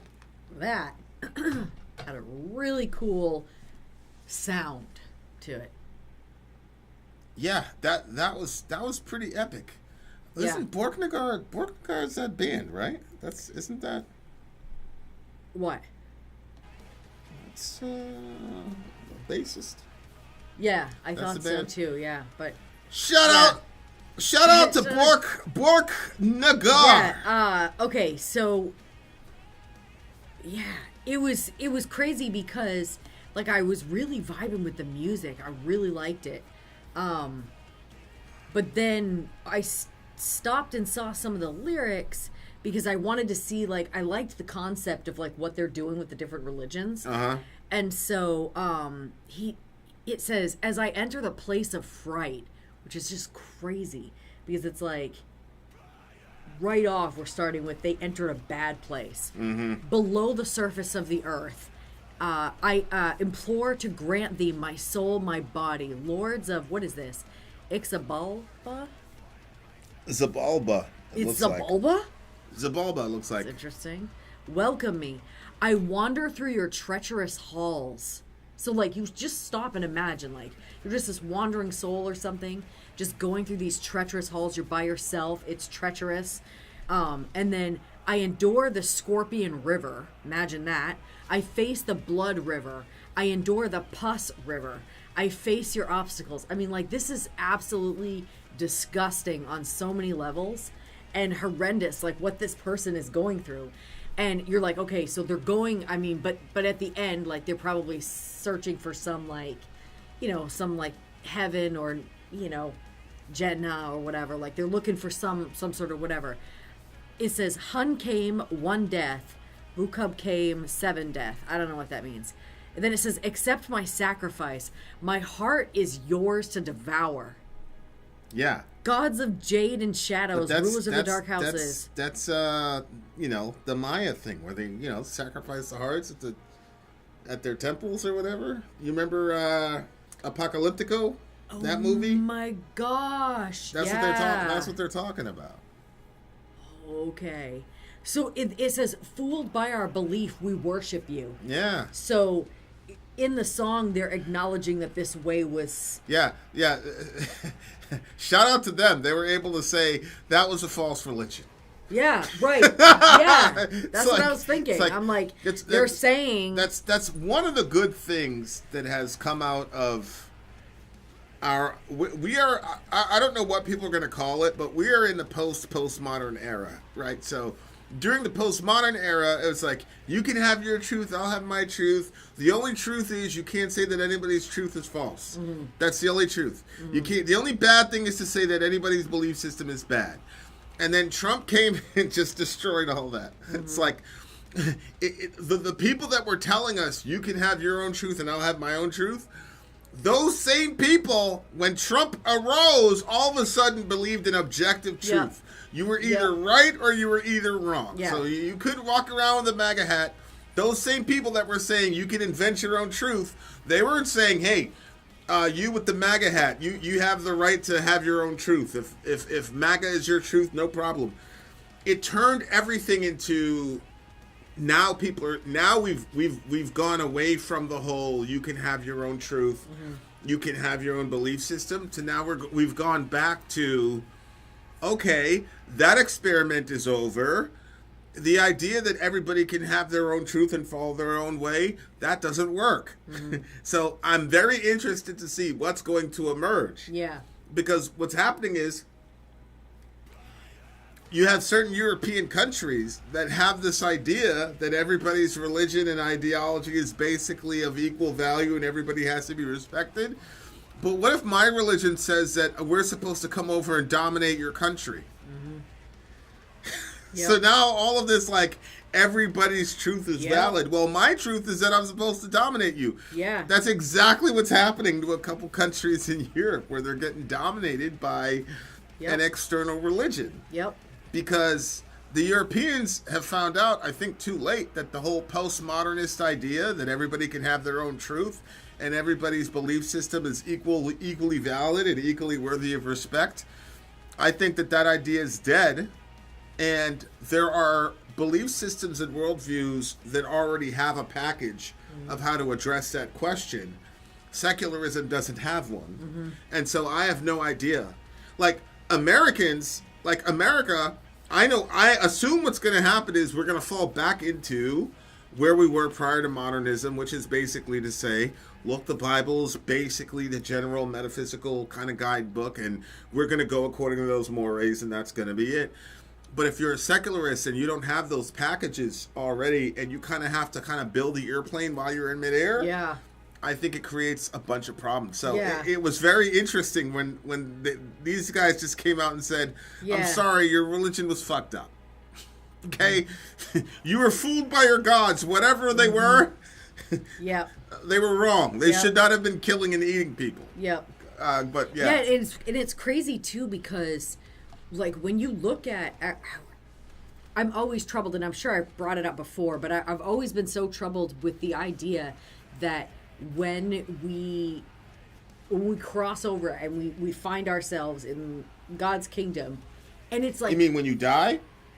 Well, however that's going to happen. When you say crossover, what does crossover mean? I mean, you die, or like I know that we dispensed with the rapture idea, but I always feel like there might be still some whatever. So that, I guess that's probably why I still word it that way. But anyway, like when you come face to face with Jesus, like when you're in that whole world, like it was crazy, like hearing this stuff over here. Okay, so you're gonna have Jesus, you're gonna sit down at a table and he's gonna serve us, and it was like, oh my gosh, like it's such an insane thought to me. Partly because, I told you before, like I'm not always good at like servanthood. Like I'm doing like, cook the meals and clean up and do laundry, and you're doing these different things, but it doesn't mean that in your heart you're always happy about doing them. And so it's like getting to that point where like my attitude toward that stuff shows me something about where I am as a person. And so I'm like, so Jesus said it is really, really important for people that are stronger or people that have the means to help the people that are beneath them, as in not beneath them like as valuable, because every person is of equal value, but like if somebody else is struggling, you're supposed to help that person. So like you have these principles that are already in there, and then you have like over here when we're talking about it, he's going through all of this stuff to sacrifice himself at the end of it. But it's just crazy that like Jesus came, sacrificed himself, and then when we get over to where he is, he's going to prove the truth of even that message where he said, look, it's better that the greater serves the lesser. And then when we are as the lesser, because obviously we're less than God no matter how great we are, and when we're sitting around that table, Jesus is going to serve us because he said that was true, that was a reality. And obviously, like, if somebody is greater and they serve the lesser, usually people do that to gain something, but you can't gain something from somebody who can't give back to you. And so, like, there's this message of love that's in that. It's like, okay, like, you see the person, you understand, you're empathetic toward where they are, and you do what you can to help them. You don't just, judge the person. You try your best to sit in that person's shoes. But like this religion, like, I know that the guy said, fooled by our belief, we kill for you. But like this idea of like everything that this person is going through, like the rivers, all that stuff, it's really kind of graphic and stuff. But then in the end, his heart gets sacrificed to this thing. And it's just wild to think that actually the Trinity's plan was Jesus gets sent to the cross. He dies. He sacrifices. He's the one that, endures death and all of that stuff. He's the one that gets his heart devoured. It's just such a crazy, it's outlandish to even say, like, because it's so different from every other religion. Like, it's literally like these all have like a similar thing to them. You know what I mean? Like, yeah, you're doing something for your God. Yeah. I mean, that's pretty much every other religion. Right. And Christianity flips it on its head, and it's like... The God gives everything to you. The Father gives his Son, and the Son gives his life. Mm-hmm. Like, that's why people are like, oh, all religions basically have the same message. No, they don't. This religion says that the gods that they're serving are hungry for blood and need constant sacrifice over and over and over again to satiate their bloodlust. And so because of that, you've got to sacrifice to maintain that for your society. And then you have another that says God loves you and you're so helpless you can't save yourself, so he had to come down here and do it himself.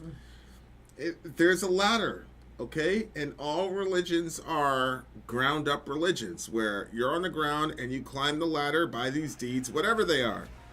Even in Buddhism, Nirvana, whatever is at the top of the ladder, okay, whatever the goal is, you have to do something to climb that ladder to get there. Christianity says that God climbed down the ladder, put you on his back, and then climbed back up the ladder. I was going to say resuscitated you, right? And then brought you up the ladder. Sadakta. You were dead at the bottom of the ladder. He resurrected you, put you on his back, and carried you up there. Mm-hmm. No, they're not the same. These are radically different messages. And there's no religion where their God has done anything even remotely close to that. And I think that is something that people should investigate. I think that's very, very interesting. Go ahead. Do you think that is, every good thing that is out there, like I said, it comes from God. And there are times where God gives us his goodness so that we can learn something about him. But then there are times where when we're wrong, and if he keeps giving us good things, eventually we're going to get confused and think that we're absolutely right. So there'll be like consequences of that, like when you're chasing after the wrong thing.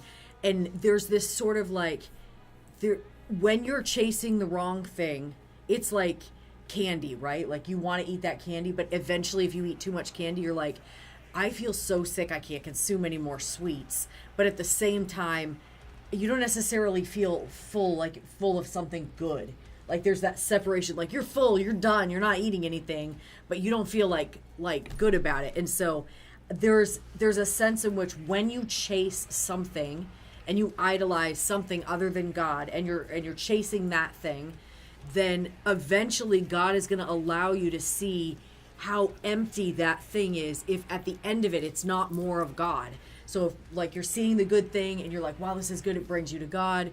The bad thing that you're doing makes you be like, this is not bringing me, I don't feel good about this.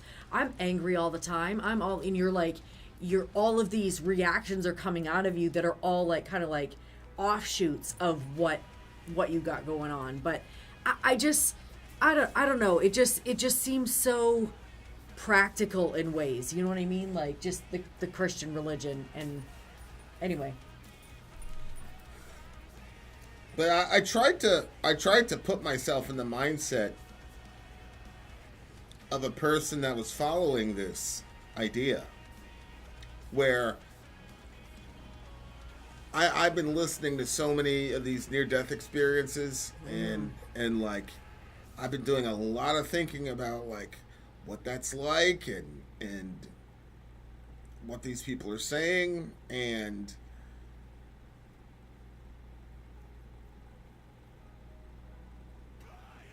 I cannot imagine thinking about something as inevitable as death and being like, I'm going to have to go through these terrifying, the Scorpion River, the Blood River, the Pus River, the obstacles. Themselves are treacherous. The halls are treacherous. You can't even get close to this being. Yeah, like, those people, they knew the energy. Like, they knew that the gods that they were serving were terrible gods. And, you know, I know God is gracious. You know what I'm saying? And I believe that God pleasantly surprised the vast majority of those people. But, you know, Jet said it earlier. I think by the end of 2027,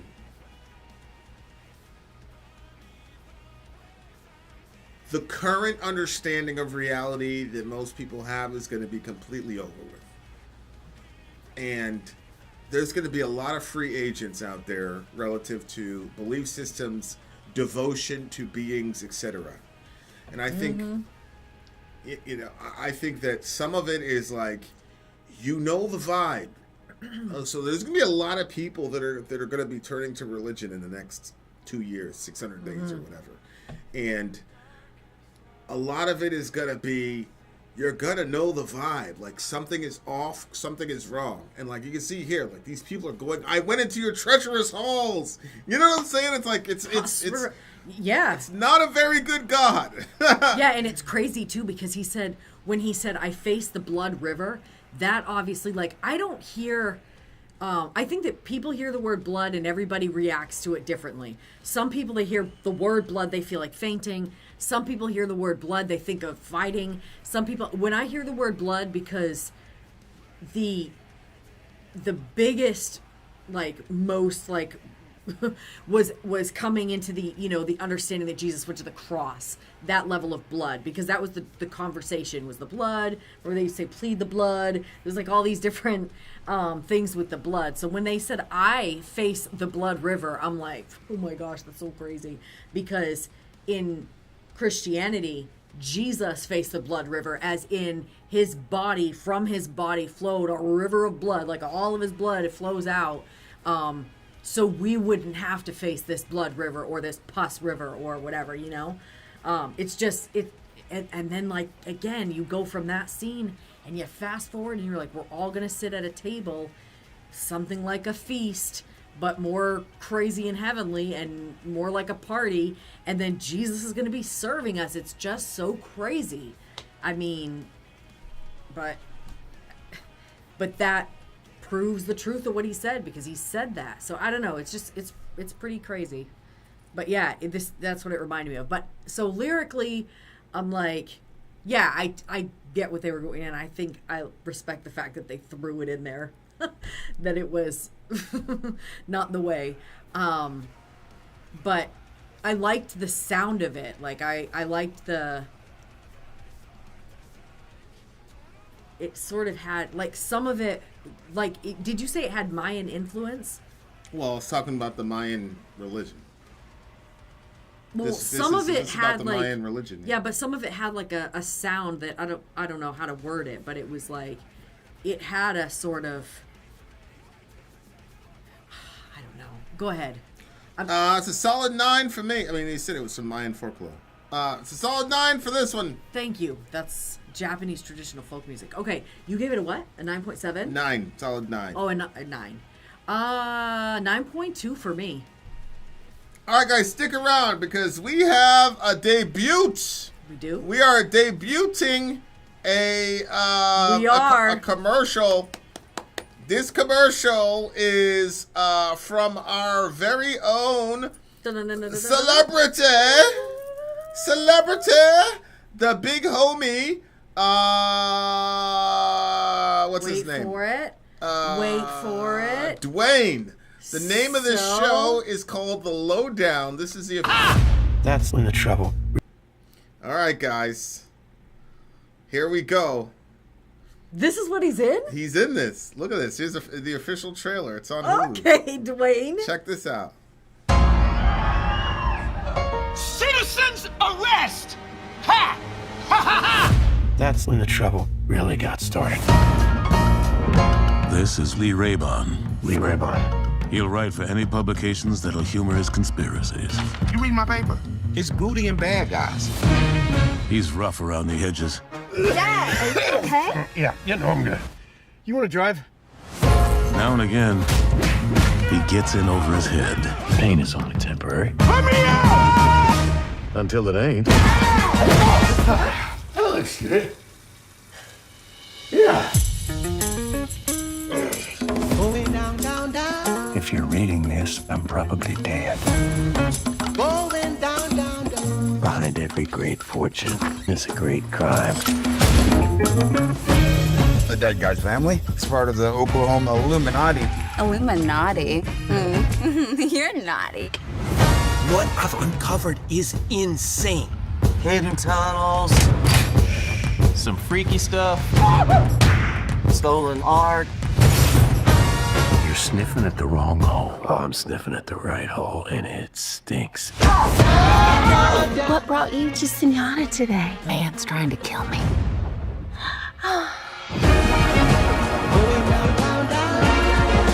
This is all a game to you. My family was threatened. It's not a game.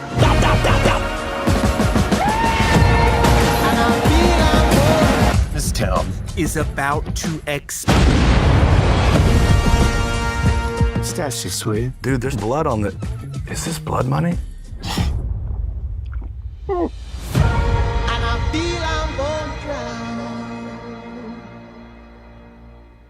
Oh my gosh.